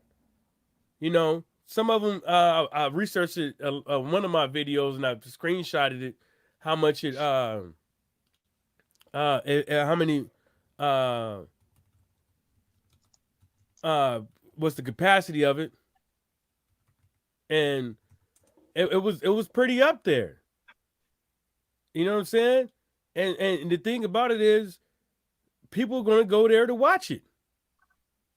Yeah, I just don't know if it's even like a logistical issue as to why AJ wouldn't make the fight. I think it's just more of a bitch ass issue. Like, regardless of where they could tell him to host it in the UK even. I think that they would still front on like making that fight at this current juncture. But I wanted to make a point on stadiums that I actually wrote down, and I wanted to say if you don't mind. Go ahead. As far as yesterday's fight, one thing that I did notice, and me, you, and Lowe's, and my man Canvas Bed, Thai Boxing, we all talk Brooklyn Child. Please subscribe to Thai Boxing and Brooklyn Child. But one thing that we were mentioning was the fact that the stadium was kind of empty, vacated, wasn't crunk like that. When you have like the biggest fighter out of the UK and the guy who's on the top of the boxing world, according to Eddie Hearn and according to these trolls online, in Anthony Joshua, and then you have the first Mexican heavyweight of all time fighting on the same card, and it didn't seem like it was crunk like that. In fact, I was looking at the UFC cards that have happened in Saudi Arabia, and the WWE, and that shit was way more popping than that fight yesterday. Mm-hmm. And like, I'm not gonna shit on the card entirety, even though it wasn't like, my cup of tea like a lot of those fights. But that undercard blew out. Like, I'll give it up to them. Like, it blew out Wilder's undercard. Like, and it was all heavyweights, which is cool. The fight before the AJ fight was a little bit stupid, but that goes beyond saying. But that was a decent heavyweight stacked card. And it wasn't popping like that. And there were mad empty seats, bro. Like, you saw mad empty seats, like, even to when Andy Ruiz and Anthony Joshua ultimately fought at the end of the night. So it's not like an attraction like that, bro. Like, these dudes, I don't think that Wilder Ruiz would have been like a stadium in that condition, as far as like where it comes to like seats not being full. Like, Wilder's an attraction, bro. Like, on his own, he's a big attraction, and I could start making an argument really soon, if not right now, that Wilder's a bigger attraction than fucking AJ, bro. Like, I think it goes without saying. I think a lot of the stuff that AJ has as far as online, it's fluff. Like, a lot of those like views and like, I think it's either bought for, or people that ultimately don't factor in the world scene as far as boxing goes, which the capital of the world scene as far as boxing goes is here domestically. Yo, did my phone turn off? My bad, because that shit, I'm worried about it cutting off because it overheated before. Yeah, it overheated before, and it kicked me out. But like, you saw like empty seats at the like during the Ruiz fight too, right? No, I didn't see none, but because I wasn't looking really. I was trying to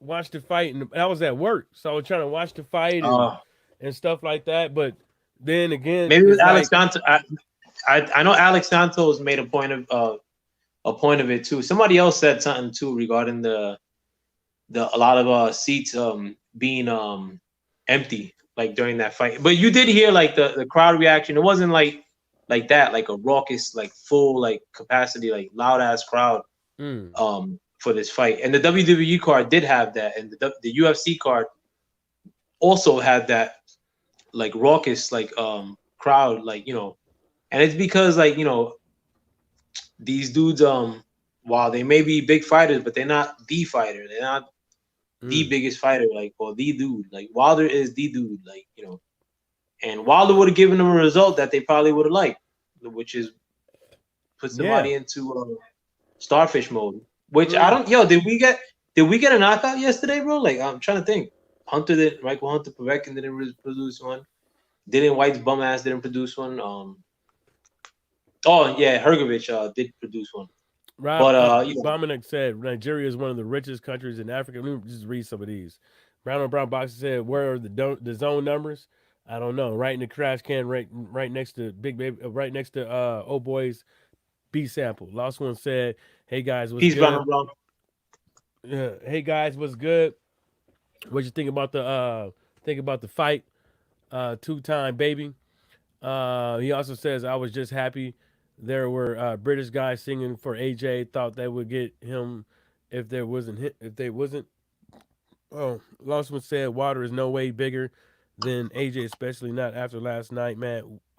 Bigger where? What country or countries?" Lawson said, "2-time undisputed champion is a massive achievement. He's not a 2-time undisputed champion. He's not a 2-time undisputed champion, dude. You know how many champions can't get their belts back once they lose them. Lost one. He's not a 2-time undisputed champion. I don't know who told you that AJ was an undisputed champion, but he's not an undisputed champion. He's a 2-time unified champion. So you might want to, yeah, there you go. Yeah. Roy Bauman And to says, get and to become a 2-time champion, you have to have lost one, literally, figure of speech. yeah, you got to lose one. Last one said, I mean, unified. Roy Bauman said, Charlo produced a knockout last night. Yeah, I fell asleep. I couldn't hang in there, even though it came on at a reasonable time.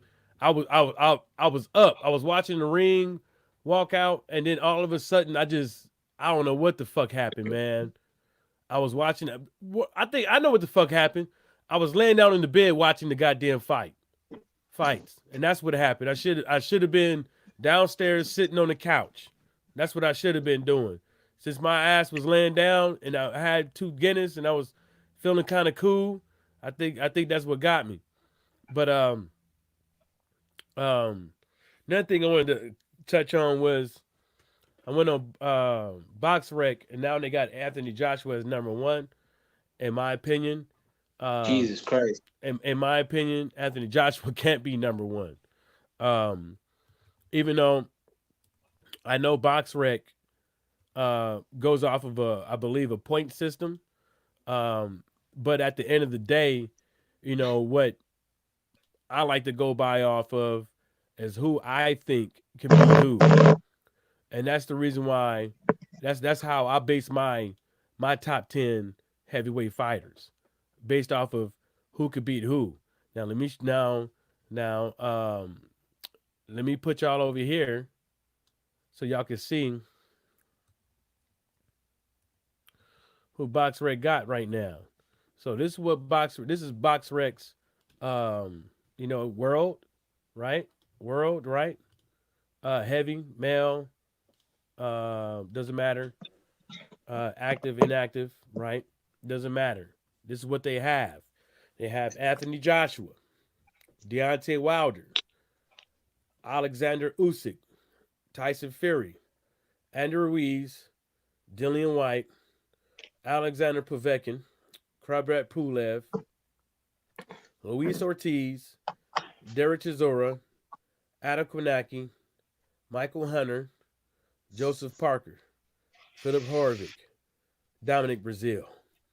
That's what they got in their top 15 right there. Top 10, top 15, however how you want to put it. I don't think Anthony Pardon, Joshua. Michael. Huh? Go ahead. You want Pardon me. My bad, bro.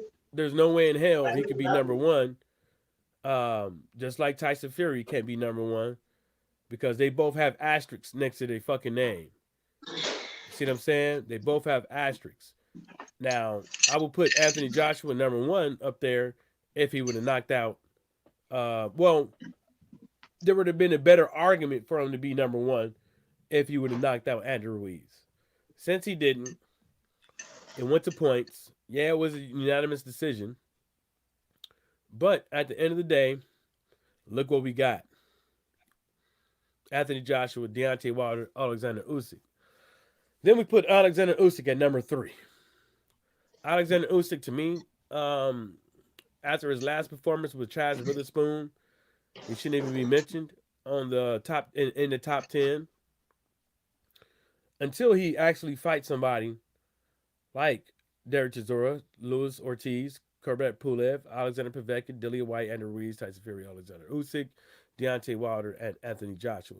Until he fights one of those guys and beats them, or looks like that he would put up a better fight than some of those guys below him, he shouldn't be up there. Point blank, period. He ain't proved himself to be a heavyweight, but he's up there based off of 580 points at cruiserweight. You see what I'm saying? Let me Yeah, and go ahead. and and AJ shouldn't be on the tippy top of that, regardless of the point system, because you have two people that haven't lost, in Fury and Wilder, and AJ's already taken a loss, like, in shitty fashion too.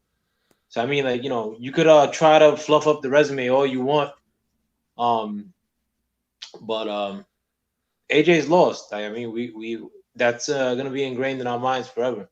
So him being number one, I mean, that's just the doctoring of stats to try to prop somebody up.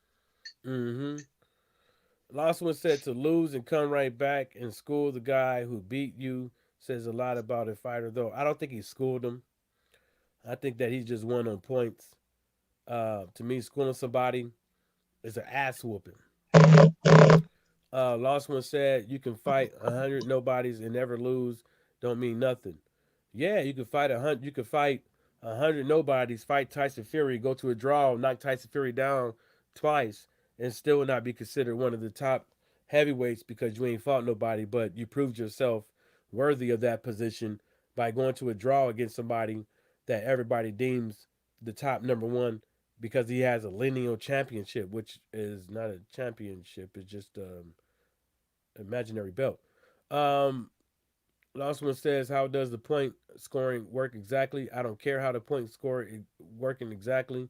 You're getting off the subject of what we're talking about with BoxRec because their top 10 is really just it's their opinion based off of factual data, but it's still their opinion. Everybody has their top 10, top 15, or whatever heavyweights in the heavyweight division. And And with all due respect, Los, I mean, Lost one, it's not a clear cut answer. Like, it's very convoluted. How they do that, because it's a point system. I know in large part it's a point system. Um, but it's hard to factor like a lot of these fights that you're breaking up. You're breaking up, L5 player. He'll be back. Mm. So, yeah, like I said, I base mine off of who I think can beat who. So, I'm not gonna read that one. Last one said, "Screw a knockout. It was 10-2 at best. He could have gone 15 rounds and would have been fine. I don't know if he would have won 15 rounds and been fine because he can actually see the fucking finish line.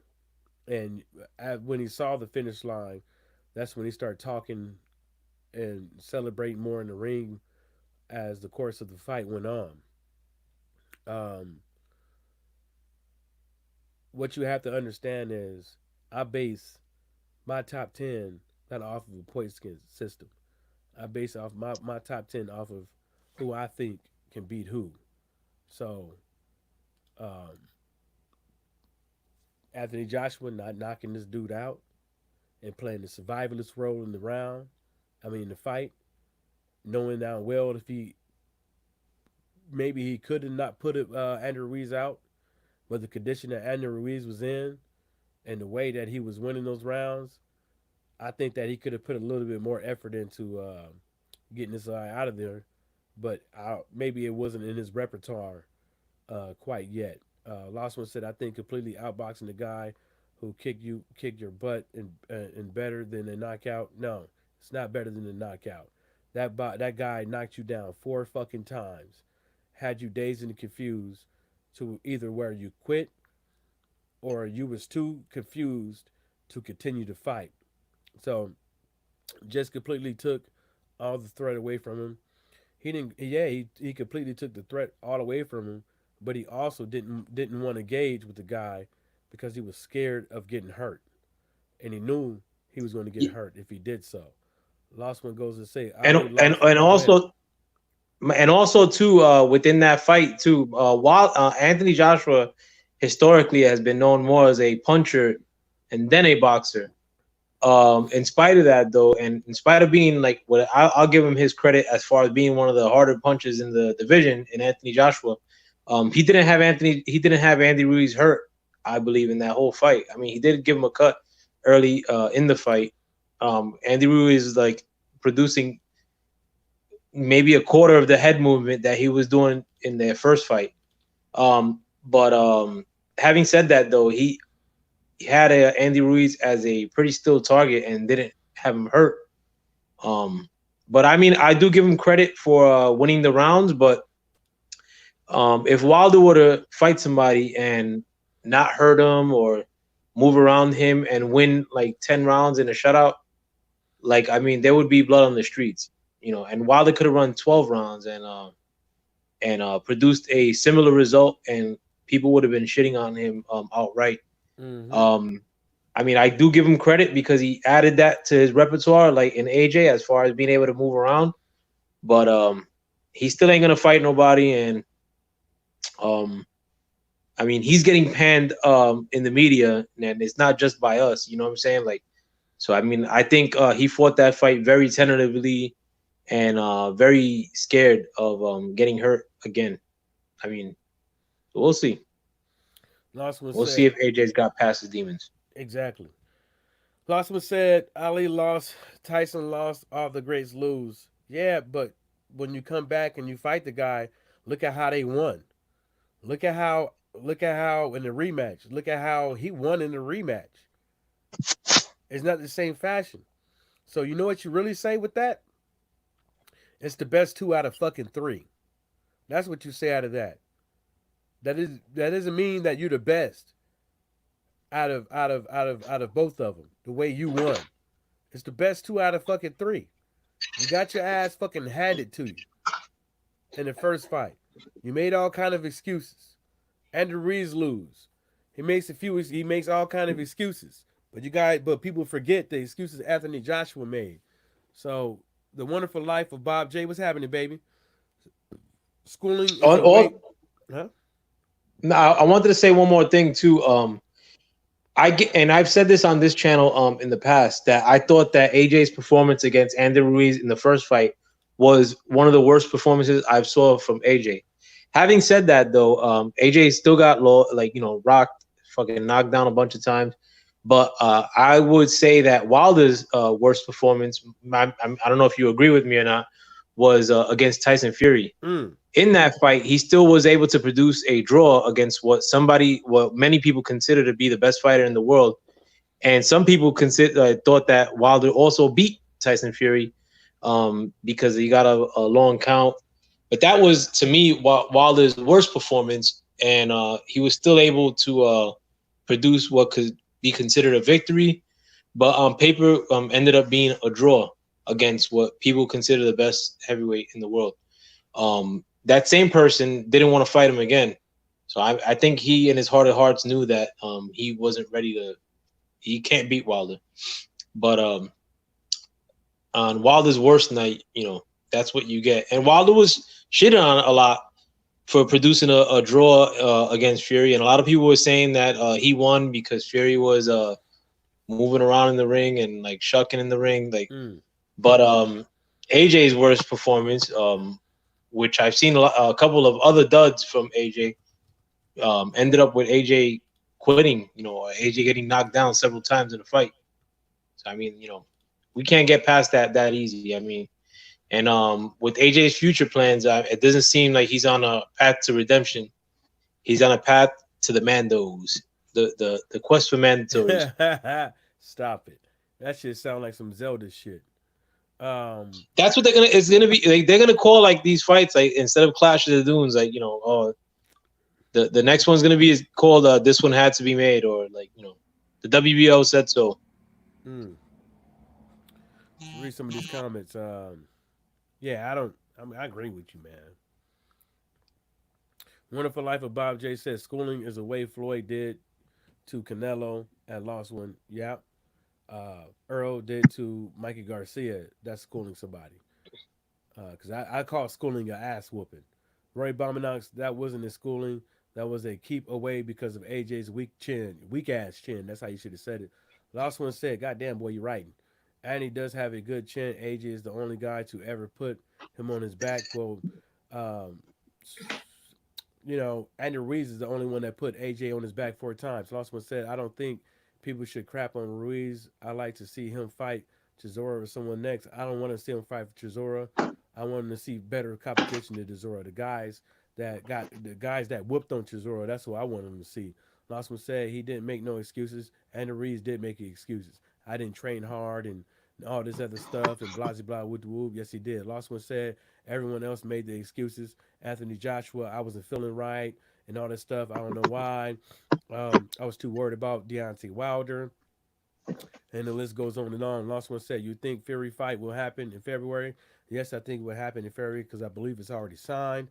Last one said, "That's so close, I can't see it." Last one said, "I bet they will move it back to June. Maybe, maybe not. If they move back to June, I think Deontay Wilder would just say fuck the dude because it's not Deontay Wilder's fault that he went up over there and fought Adam Wallin and got cut when he was supposed to fight him. Well, sorry.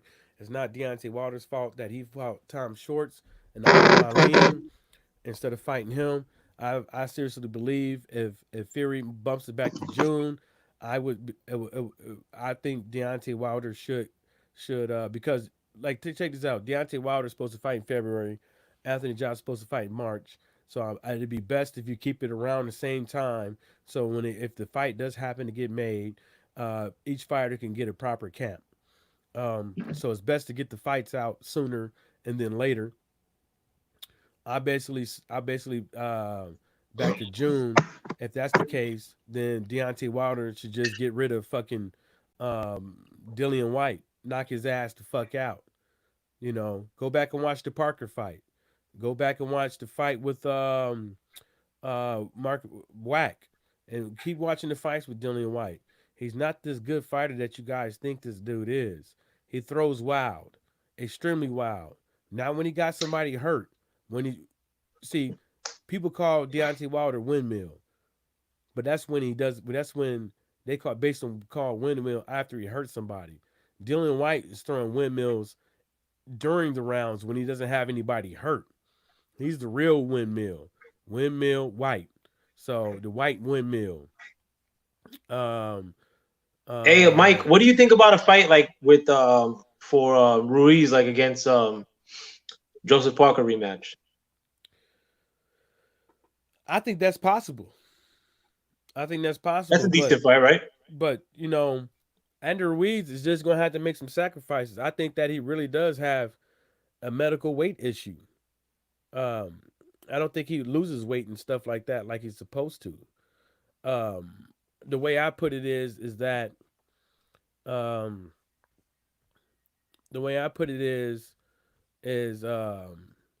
he's just gonna have to sacrifice things, man.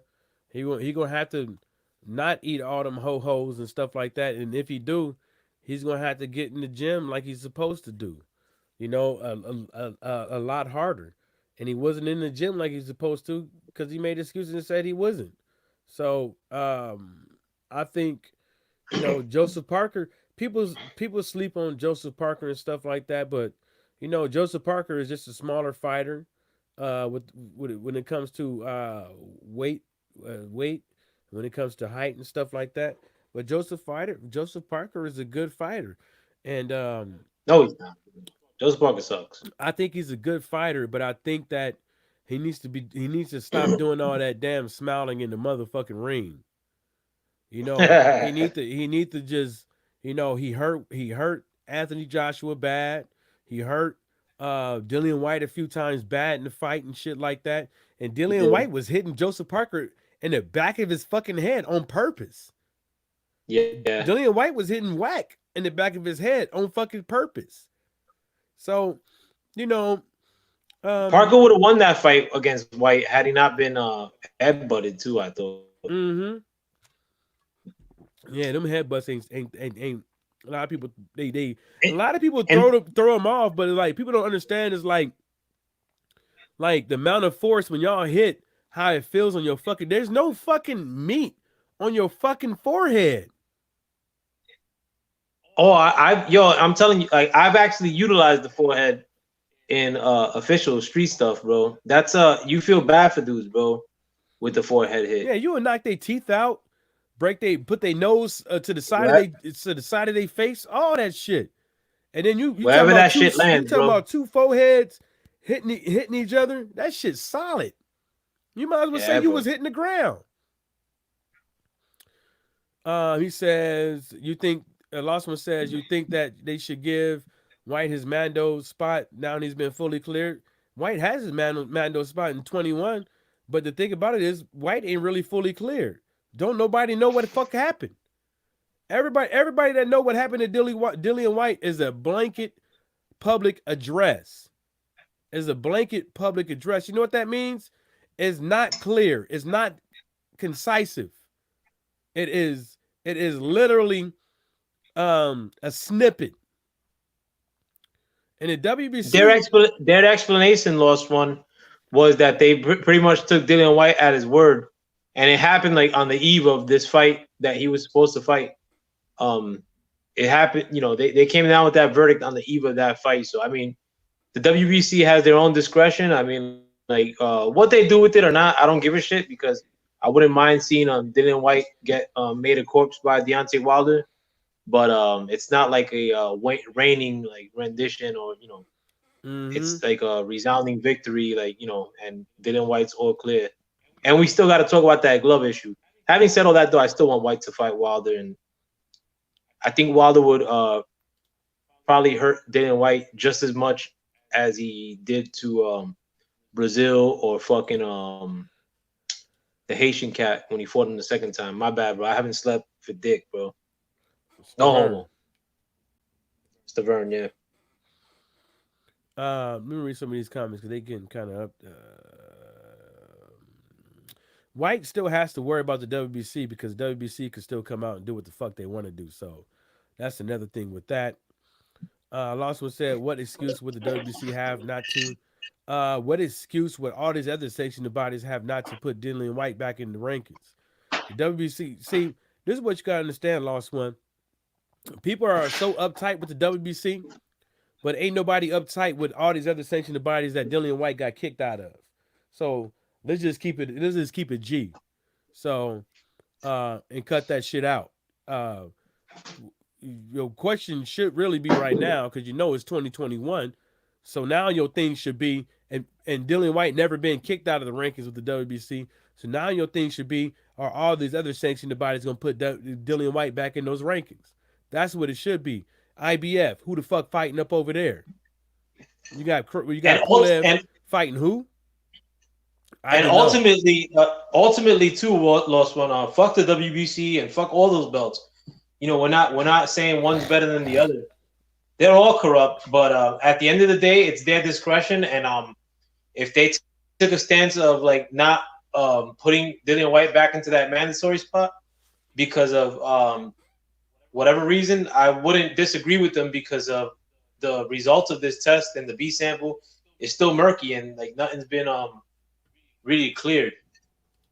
And then last one says that, not going to lie, I want to see White versus Wilder more than White versus Fury. Look, man, I don't know why people so fixated with this Dillian White thing. Dillian White is not this great of a fighter. Dillian White can't beat Tyson Fury. Dillian White can't beat Anthony Joshua, and that's because he sucks.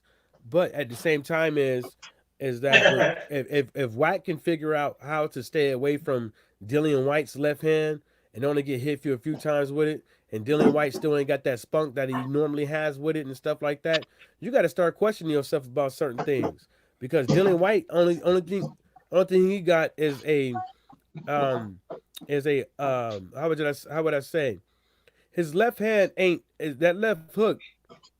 He leaves his feet, man. It's not fucking controlled. He leaves his feet. I mean, come on, bruh. Lawson said, I mean, Wilder versus Fury. Oh, my bad. Okay, cool. Lawson said, still, whatever you think of him, he deserves to fight no matter what. Deserves to fight no matter what. What do you mean deserves to fight? Let's go back into it. Let's go back into it.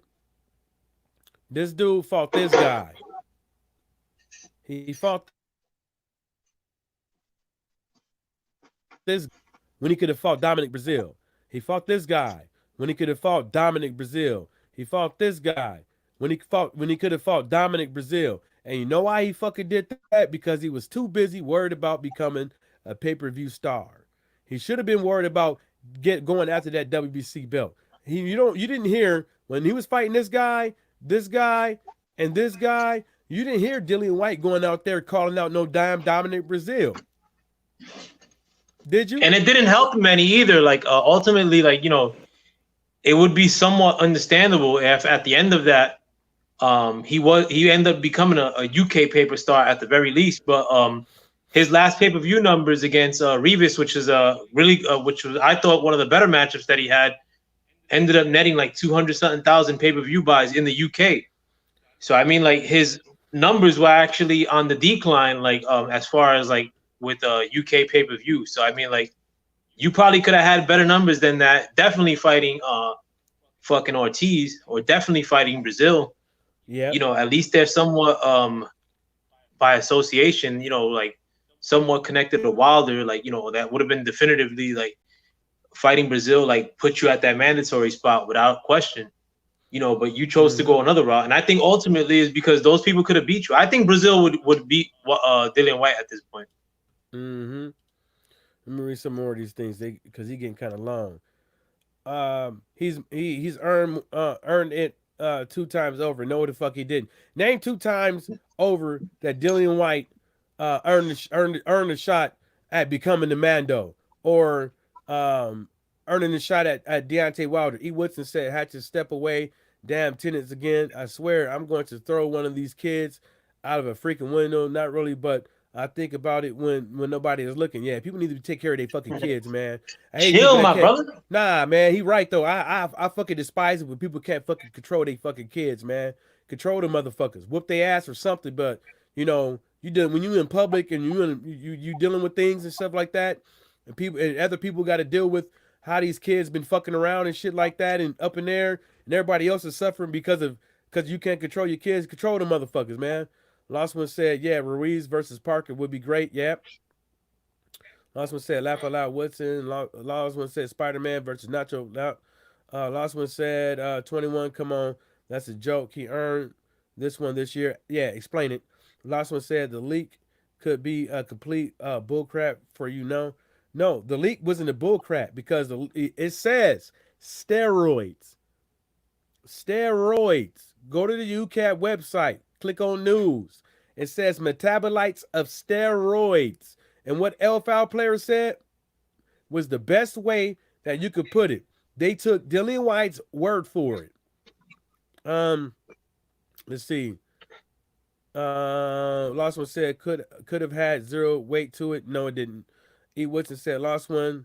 Salute fan 100. Motherfuckers, ain't nothing 100 about that motherfucker sometimes. Said sometimes, not all the time, but sometimes he ain't on no 100. Last one said Mike, name one person who is non-champion who has been fighting better people. I'm going to tell you this. First of all, ain't nobody been fighting nobody that should be fighting contenders. Name one person that fought somebody to become a mandatory fighter. Name one person that fought somebody to become a mandatory for any one of these fighters, for anybody. Name one person that had to fight somebody credible to become the mandatory for anybody. Now, let me go back into these bad boys. Lostman said they gave him the Mando spot, so he exactly what it needed to do. No, Oscar Rivas. Who did Oscar Rivas fight? Keep it coming. Lostman said Dominic's complete crap. Yeah. Wilder made him look like complete crap. Yeah. Lostman said Rivas is 100 times better fighter than who? Lostman said, sorry, Mike. I'll stop spamming. Laugh aloud. Lostman said, if I had weight, why wasn't he banned? because they took his word for it. Go read it for yourself, man. Come up with your own judgment on it. And yo, lost one. You know, like we never bar you from this channel, bro. Like, you know, and we actually consider you, you know, we actually welcome you to be on this channel. Like, we like having you around. But if you ever want, man, like you're welcome. I'm pretty sure Mike's cool with giving you a link to come onto the show, man. Yeah. You're more than welcome to express your thoughts. On the panel with us. You can come on. I ain't tripping. Just don't be cussing and saying racist shit, man, and try to keep it civil. That's all. Last one said Dillian is the best out of everyone. Out of who? Like, last one said Rivas is more than credible. Well, then, if you're gonna say Oscar is more credible, Rivas is more than credible, then what about Ortiz? E. Woodson said these dudes be juicing more than Ocean Spray. You ain't lying. And I think they be juicing more than that. Lost one. I hope you playing, man, and don't write that. I'm gonna delete that, man. I hope you playing, but I'm gonna delete that. Because I don't want that. I don't want that around here, man. For your sake, my sake, I don't want that around here, man. And I'm not even going to repeat it. But like I said, Dillian White fought Oscar Rivas. Yeah, but come on, man. You don't joke like that, man. People take that shit serious around here, man. That's not a laughing matter, man.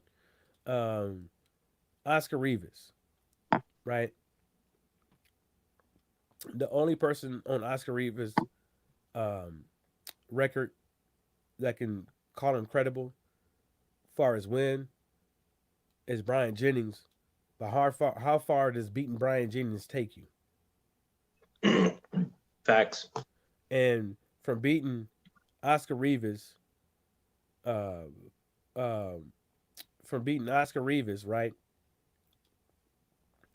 It isn't. I mean, from beating Brian Jennings, it says he got the International Boxing Federation International Heavyweight title.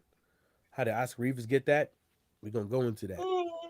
And it says he got the WBO NABO heavyweight title. But Brian Jennings won that shit from who? Oh, see? Brian Jennings went we're gonna get into this.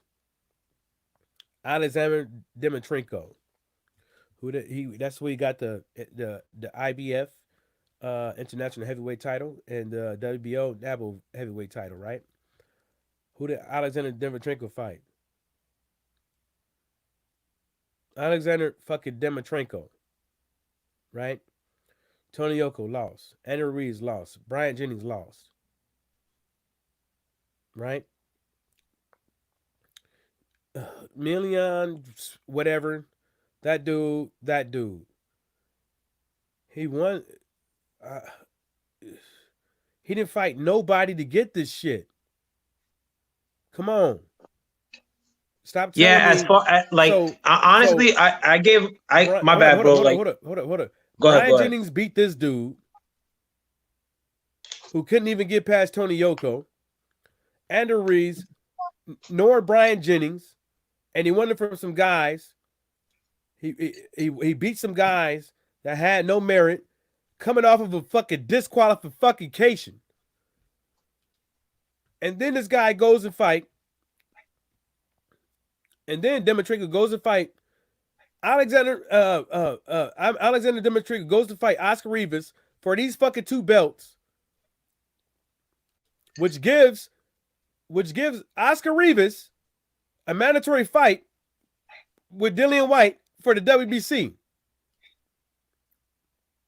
Yeah, and they actually made that into a mandatory after the fight was announced. So it wasn't like, that they laid that plan out prior to him making that fight with Rivas. Like, and this on this channel and on Lowe's Dawkins' channel, like, we actually gave credit to that match as far as, it was a decent match. Like, we weren't shitting on the match. But, in the aftermath, I mean, like, he pissed hot, and in addition to that, he had that funky issue with the gloves. Like, so, I mean, you can't give him too much credit. Dillian White's not doing much more than what anybody else is doing. And when you factor in the fact that he's juicing, I mean, I give him no clout. This is coming from two people, and me and Mike, that want to see Dillian White fight Deontay Wilder, just to see him get laid out. Snow Angel. Mm-hmm. Yeah, like look at who the dude fight. Dude, look at Dillian White's last performance. Dillian White's body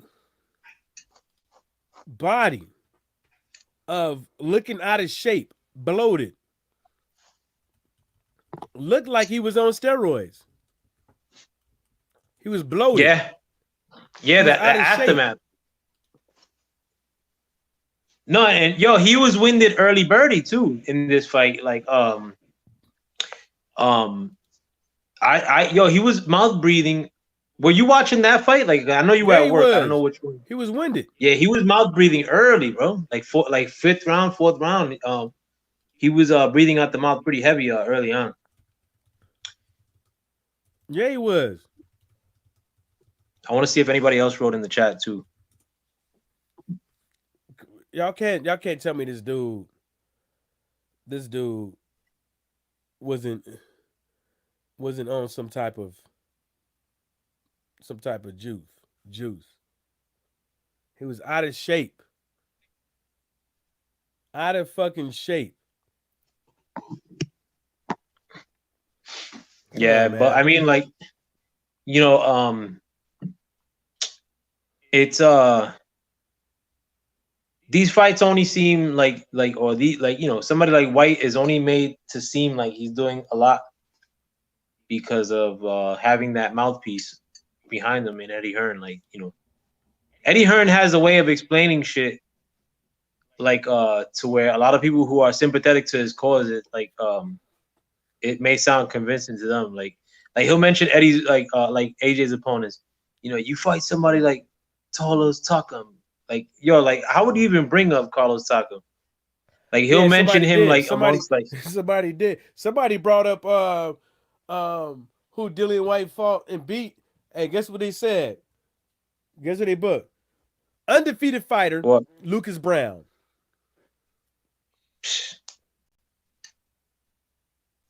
Undefeated fighter, Lucas Brown. Come on, man. This dude. Yo, and lost one, and the day that AJ ever actually, bro, like, you know, I'll give you all the credit in the world, bro. I'm not even gonna say. Yeah, I gotta piss soon too, but I'll give you all the credit in the world, lost one. The day that I'm not even gonna say the day that Wilder beats AJ, bro, because I don't even see the fight being made. But the day that AJ is like calling after that fight, in a very meaningful way and saying, you know, like, listen, I'm gonna give a split of more than 40%. Like, then I'll give you all the credit in the world, Lost One. You come on, you could even come on the show and in person live. I'll be saying everything good about Lost One, about you in particular, man. But till then, bro, you making a case for these UK fighters, man. It's you're not gonna get much sympathy from us, man. And you know, there's a big time circle jerk going on with these Matchroom fighters and their recent opponents, i.e., Rivas just gets signed to Matchroom immediately after getting that the fight again with Dillian White. So now Rivas is gonna fight somebody like Joseph Parker, or, you know. So it makes no sense. I mean, and then they're gonna say, like, you know, like Rivas never fought somebody comparable, like where we could compare him to somebody that Wilder fought, maybe like Luis Ortiz. So you could see how fast, like, you know, somebody like Luis Ortiz or Wilder would run through a cat like Rivas, or a cat like Dillian White, or a cat like Joseph Parker. So I mean, there's a little circle jerk going on over there, and you know, we can't like really agree with giving somebody like Dillian White too much credit for the fights that he's taken on. Now, and you know, for the most part, like, you've been contrary to our opinion. Like, when you come here, like I said, bro, we welcome you in this chat, Lost One. Like, you know, I know sometimes, you know, you get a hard time in like other chats, but you know, you're welcome to express your opinion here. Like, I mean, so long as you don't say nothing like out of pocket. He says, you know who else be juicing? Ortiz and Fury. I don't think so. Lossman said, yet you give them all the credit in the world. They ain't juicing now. And Ortiz got caught for diuretics. Come on, man. And not only that, he had to be medically. Look, put it like this. Dillian White got caught juicing twice. Povetkin got caught juicing. A lot of these fighters out here got caught juicing. So really, to tell you the truth, in this argument, for what we talking about, you might as well left the fucking juice up out the table. And there's rumors that Anthony Joshua had a testosterone use exemption. So Joseph Parker skirted a UCAT VADA test too at one point. Lost one. It ain't once technically, because you know the next time that Dillian White's popped for something with UCAT, they gonna bring this up. That hold up, you popped again, and last time you said this, that, and the third, blah blah blah. When we ruled that it wasn't this, but now you pop again. Now he's not credible. It's not off the fucking books. He's not off the fucking books, and he's not off the hook with the WBC and all these other sanctioned bodies until they make their own fucking judgment on it or allow the dude to just come back in. You know, it's not. Yeah, it's I not think. that, My bad. Go ahead. It's not that cut and dry, man. Yeah, but what I was gonna say is that I think that the fact that UCAD was the one that busted him, is that where you get this leniency from. And I'll explain that because I think like with a job like somebody who works at UCAD, you had to have had like some sort of maybe boxing background or testing background. Nah, they don't. And no, maybe I but I think that some of those people that work at UCAD have some sort of experience within the boxing world or some sort of association, or I mean, or I'll put it outright, are corruptible. Like, because I mean, like, you know, come on, like they approve of this fight, like on the or Dillian White being cleared due to his explanation on the eve of the fight yesterday against Wak. Like, give me a break. Like, you know, they do have to have some clout. And for the disappearance of the B sample, the fact that they were willing to give the information to Eddie Hearn and not to the Rivas camp, you know, there has to be some sort of relationship that is favorable to Eddie Hearn at the very least, or to Matchroom at the very least. You know what I'm saying? Like, so I think that the fact that he got busted by UCAD was better than being busted out here. You know, I think a state commission like probably would have been a lot harder on him, like here in America or whatever have you. Yeah, he would have been done. Let's read some of these more comments. He says that White has beat better people than Ortiz and even Fury besides Klitschko. You can say, dude, you can say whatever you want. Most people out here will even believe Fury beats White. And then if White happens to fight Ortiz, what do you think the point spread will be? You think it would be and you think it would be a lopsided fight and Ortiz would just be this great underdog? I don't think so. I don't fucking think so. Dillian White cannot box. He's a brawler. That's it. He tries to use his jab, which is a very good thing. But at the same time he doesn't have a decent jab. He has an okay. Yeah. Hey, lost one. I want to register a question with you though too. Who do you think is a better boxer, outright boxer? Dillian White or Deontay Wilder? Let me read a bunch of these comments first so I can get them. I'm gonna piss too. I'll be right back, bro. All right. Yeah, White was chubby for Whack, but I put that down to all the stress he has been going through. I'm not putting it down to all the stress he's going through. The whole time he's saying he's been in the gym. No, the whole time. I guess he's lying, right? The Wonderful Life of Bob J said Dylan is trash. If Whack can hit him like that, Wilder got him a dead man walking. I believe that's what he's saying. Lossman said if he was only cleared 2 days before the Whack fight. I think it was the day before. I think it was the day before the fight he was cleared. Lossman said, not going to lie, I like Takam a lot, though he isn't best. I know that. Yep. Also said, I hope AJ says give 50-50 or they get up in there. I just hope they just get up in there and just make the damn fight. I don't care if it's 50-50 or not. Just go up in there. Everybody leave the damn thing satisfied. Rematch clauses and all that stuff, and where the fight is gonna be, if who happens to win and stuff like that, and all the ins and outs with the points, with the royalties and stuff like that, and international sales. I just hope everything is just fucking fair. That's what's said. We got difference of opinion. You goddamn right. The Wonderful Life of Bob Jay said Dillian White was going Chinese detoxing around the time he popped on this video. Yeah, he went to the Chinese store, got the Chinese herbs and shit, trying to detox for a piss The test. foot pads. Yeah, foot pads, all, the whole 9 yards. E. Woodson lost one. Golden Seal. Yep. Yep. E. Woodson said lost one. You seem to be cool, fam. Salute. My opinion is I want to see all these guys fight each other because I'm start watching water polo until these heavyweights get goddamn. Shit, he said we're gonna start watching water polo. Loswood said I don't even like White that much. He's not the best boxer in the world. I even picked Wilder to beat him in the fight, but I think he deserves the fight. I hate nothing more than a man not getting his. Yeah, I hate that too, but I hate more than the fighter not doing what he was supposed to do, and fighting who he fought, and then get up in here and thinking that somebody's just supposed to have is supposed to hand feed him. You know what I'm saying? He look who he fought. Look who he fought. You mind if I read the next? My bad, bro. Go ahead. You mind if I read the next comment because it was directed at me? Go ahead. But he lost one also wrote, I think White is a better boxer than Wilder, but I think Wilder would catch him like Ade did, eventually leaving him slumped. But White could also win if he's smart.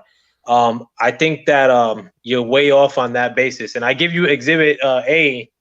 If you could please go rewatch that White versus Dillian White fight of yesterday, and there's a few other examples of White not showing better boxing ability straight up than Wilder. I mean, you could you'd have to tell me like which fights Wilder didn't show boxing ability that was better than Dillian White on an average fight. I mean, like Wilder's an underrated boxer, bro. Mm-hmm. Let's see. I don't look. If you think that White is a better boxer than Deontay Wilder, dude, that is your business. But Deontay Wilder doesn't just come forward on fighters. He could come forward. He could circle you. He can jab you up if he chooses to. And stuff. Eat up a lot of real estate in the ring with his feet. Exactly. With his, he keeps closing his feet, in distances. He keeps his feet in good positions and stuff like that, just to keep the fighter at bay from landing them bombs on him. Dillian White. Excuse me, guys. My bad. Dillian White is just a come forward fighter, and that's it. Yeah. He's just a come forward fighter. That's it. Boy. That's just straight up it. Come forward. Overhand right. No look hooks. 360 hooks. Like, come on, bro. Lostman said, but I think Wilder will catch him like AJ. So why do you want to fucking see the fight if you know Deontay Wilder could win? Yeah. Like, all that stuff with I want the dude to get the stuff. How come you can't believe that Dillian White did not fight who he was supposed to fight to become the mandatory and fight Wilder already? White would have been fought Wilder already if he would have fought Dominic Brazil instead of fucking Lucas Brown. He knew Dominic Brazil was the mandatory.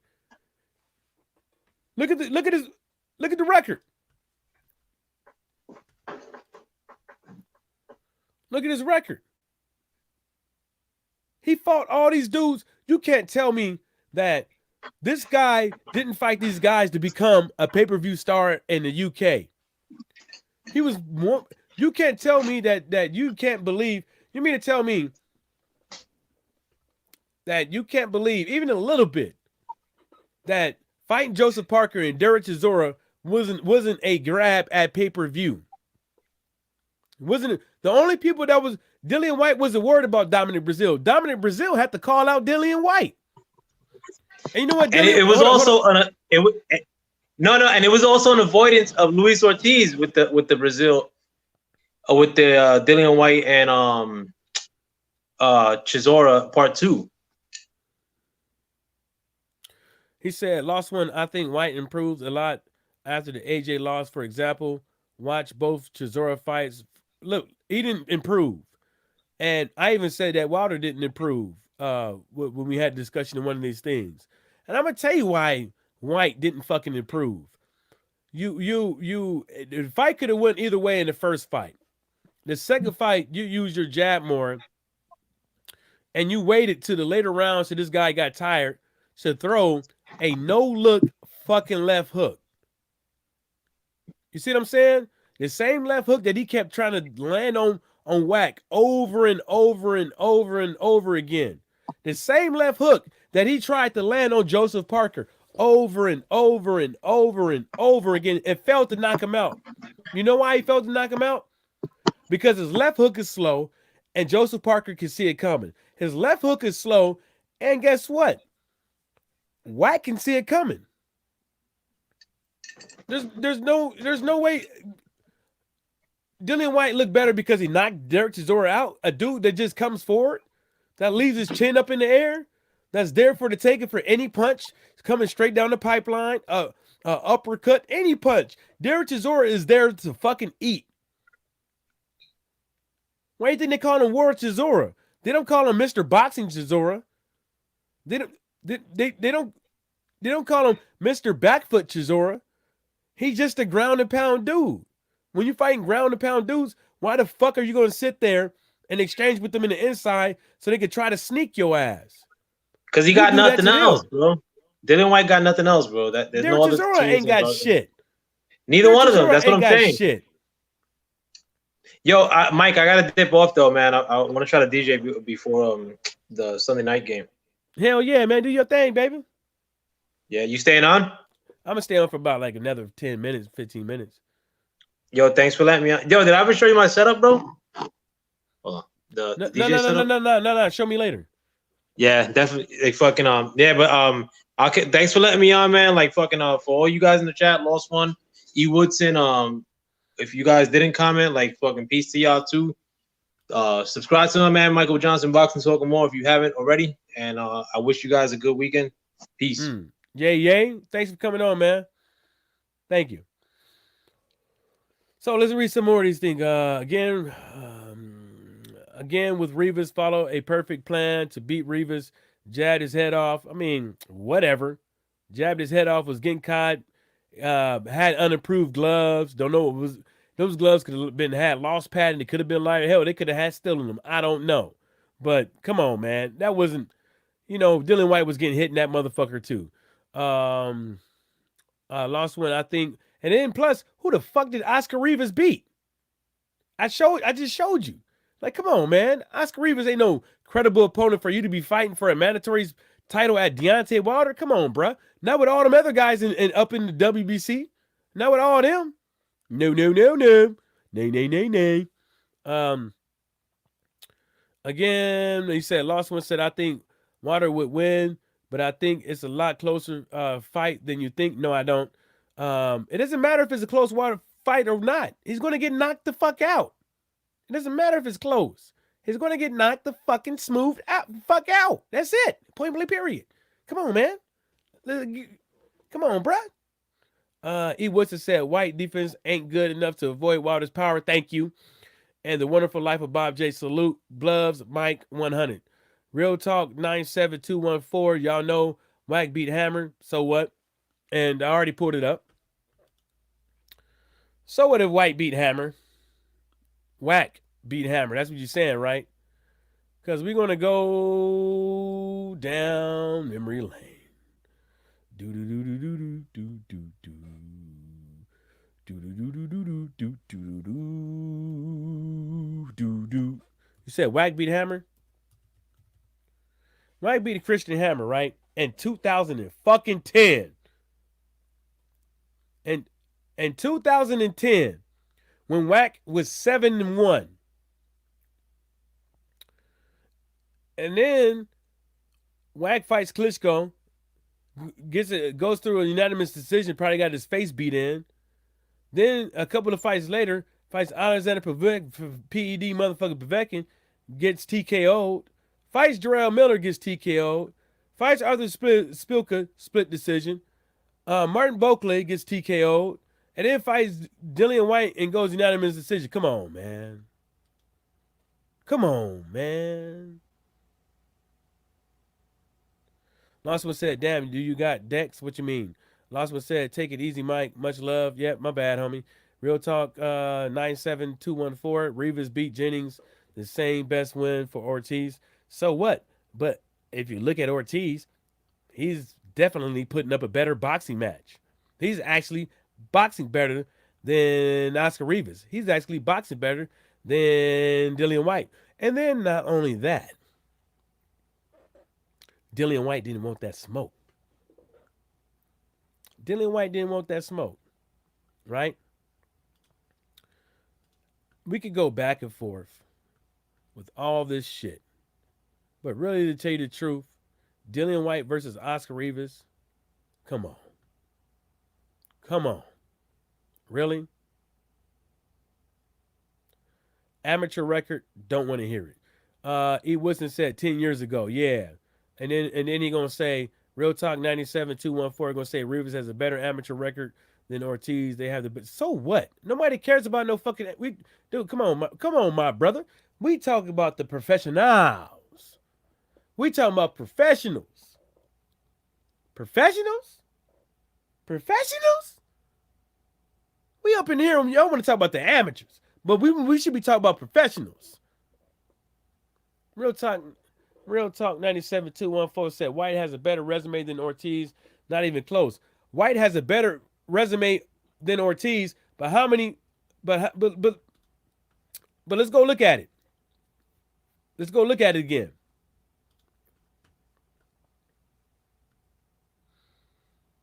Let's go look at it again. Let's go look at it again. Has a better resume than Ortiz, right? Right? But this guy, right, fought fucking Robert Bulionius, then goes to fight Lucas fucking Brown, Joseph Parker, Derek Chisora for the second time, for a fight with a guy that didn't fight nobody for the WBC mandatory position, intern, right? Right? Right? And then when I pull up Oscar Rivas shit, right? The only thing he has is Brian Jennings. Didn't fight nobody before Brian Jennings, right? Right? Then who did Brian Jennings fight before Oscar Rivas? Alexander Dimitrenko. Right? For all this right here. Right? Who did Alexander Dimitrenko fight to get that, to be up in there, right? He fought this guy, which was a disqualification, right? So he fought. So Alexander Dimitrenko fought Brian Jennings, coming off a disqualification for this, right? And then Brian Jennings happens to luck up and win these things, and then it comes in to fight Oscar Rivas, right? Come on, man. Come on, bro. No. No way. No. No way, baby. Ba-boom. Ba-boom. No way. No way. No motherfucking way. No motherfucking way. Nah. Mm-mm. You can have it. You can have it. Nope. You can have it. Nah, not that dude. Not that Jerry Curl looking motherfucker. Get up out of there. Get up out of there.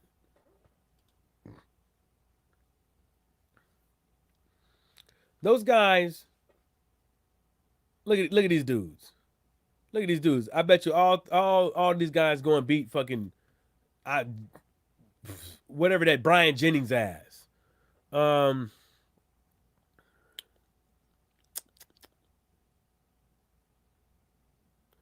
Real talk 97-214. We seen Wilder get beat on by Molina. Fam, we can't erase that.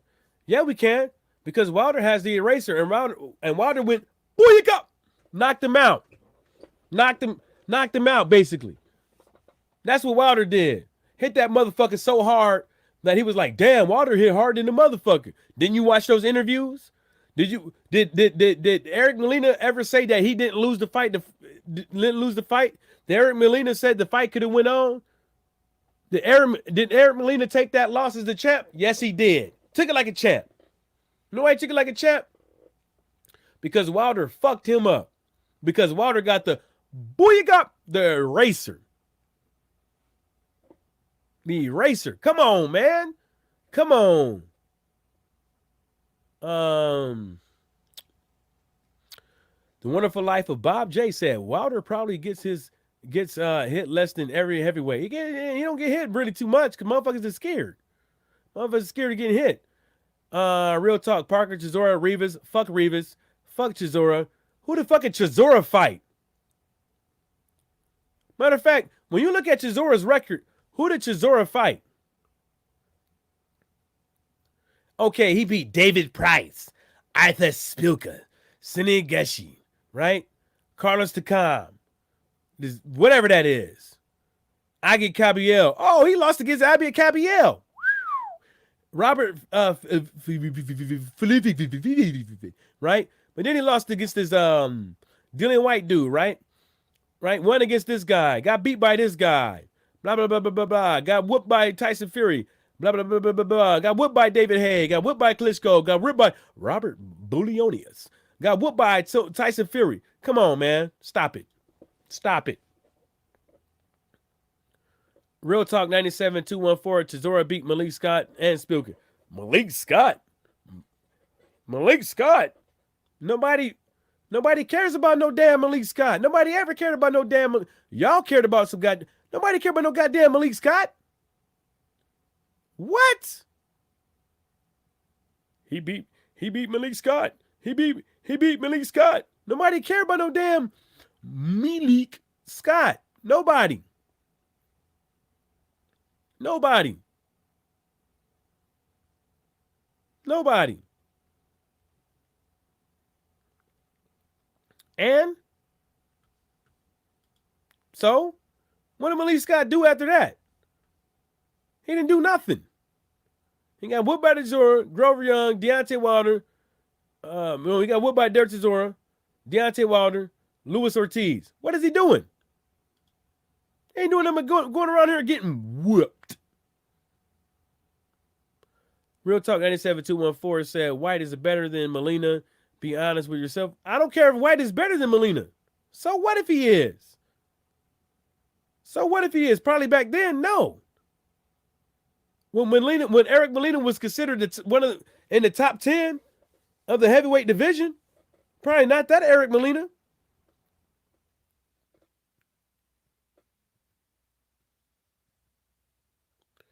Real Talk 97-214. You just answered your question. He fought everyone. He fought everybody a little bit. He didn't fight everybody, but he fought a lot of guys, but he got his ass whooped every time he stepped up. Didn't he? He got his ass whooped every time he stepped up. So we're not going to sit up over here and say, well, these guys on his resume, well, we're going to put them on there as accomplishments. We're going to put these losses on his resume as accomplishments. We're not going to do that, bro. We're not going to do that up in here. We're not going to put losses on people's resumes as accomplishments. Not up in here. Not on my channel. No. No.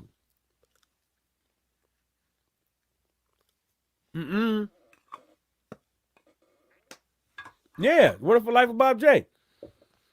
Ortiz beat Malik Scott too. Yeah. So what? He beat Malik Scott. Ooh, he was 35-0. Look at Deontay Wilder. Let's look.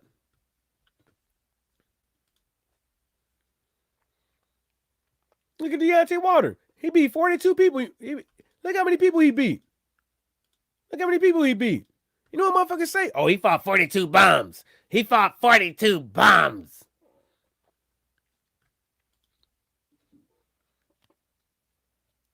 But you know that Deontay Wilder, even fighting 42 bums, a knock motherfucking Dillian White smooth the fuck out. Come on, baby. Come on with it. He wasn't. Wilder gets hit less because his opponents don't last. And they don't want, yes, exactly. They don't last. They don't want to get hit by Wilder. Sometimes Wilder's jab is so effective, it fucks motherfuckers up. Keeps them at bay. The body shots keeps them at bay. They don't want to get caught. Go up in there, Dillian White, and bum rush Deontay Wilder. And let Deontay Wilder, because Deontay Wilder ain't coming forward. He's not coming forward, so go ahead and bum rush him. Because if Deontay Wilder slips a punch, you're going to get fucking hurt. And Dillian White doesn't have any. Yeah, that's right. Bomb squad! Damn right. And Dillian White doesn't have one of the best chins. His chin is kind of looking suspect. Dillian White be getting hurt. Maurice Wack had him on the ropes, looking dazed and confused, and Dillian White had to hold the ropes to walk to his corner, looking like he had a loose booty. Damn, I got a dislike. What's up, homie? Thanks for the dislike out there, man. I appreciate that. For the love and the motherfucking support. I appreciate that, homeboy. You know, all is well in Wonderland, in Wally world, homie. Hearn, Joshua has been chasing Wilder and Fury for years. You know what? I'm not even going to read it because I don't see the need just based off of the headline. But I will say this. I will say this with this article. Hearn and Anthony Joshua has been chasing Deontay Wilder around in the media. Has been trying to chase Deontay Wilder around to have supreme dominancy in the media, but not in the motherfucking ring. So you can take that how you want to. You can take that how you want to. You can take it how they want to. You know, he wasn't said the best chin might not stand up to vibranium and Wilder's power. Nah, that vibranium. Nah, he ain't standing up against that. And then this one right here. Hearn, they wrote Joshua off. Now he's the division's governor, right? No, he's not the division's governor. Nobody's the division's governor. You got to think about the words that he tries to use to try to solidify Anthony Joshua's place in the heavyweight division. But Anthony Joshua fucked up. He fucked up before fighting Andrew Ruiz by trying to get Deontay Wilder in a corner to where they could try to squeeze him into a fucked up deal, and it didn't work. You know, and then now, Hearn, they wrote Joshua off. Now he's the divisional governor, right?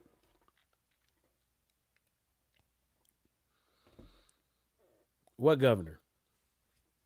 If you the governor, you should have knocked Andrew Ruiz out. Yeah, opportunities.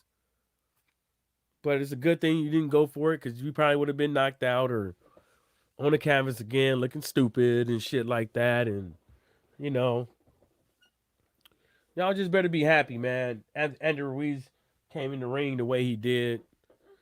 Didn't do his thing like the way he did, which I keep saying that's not Anthony Joshua's problem. You know, that's not his problem.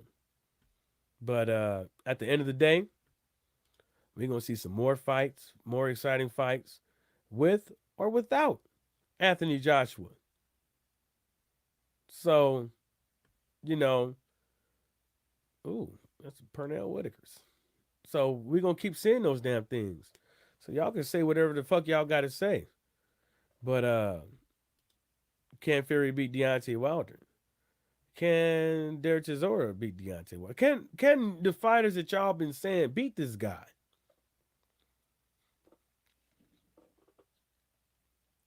Why don't you want to see Deontay Wilder? Deontay Wilder is most likely inferior, about to fight a guy who is highly regarded as as the best boxer, as the best as far as style wise in the heavyweight division. Again, but he's ducking Dillian White. But he's ducking Anthony Joshua. That's got to be the most stupidest fucking thing I ever heard in my motherfucking life.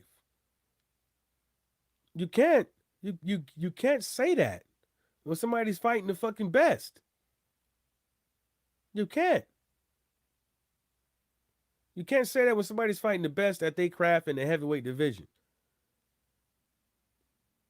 If everybody out there in the media, if a lot of people around the world want to say that he's that best technical boxer and all this stuff, and Deontay Wilder's going to go fight him and it went to a draw, you got to think about there's a little level of uncertainty on both fighters and both fighters' minds. Can Fury learn something new? Can he do a little couple different things and stuff like that? Can he? Can Deontay Wilder do that? Can he? We about to find out. Hopefully. You know what I know? Shout out to the LDBC and everybody stay sucker free.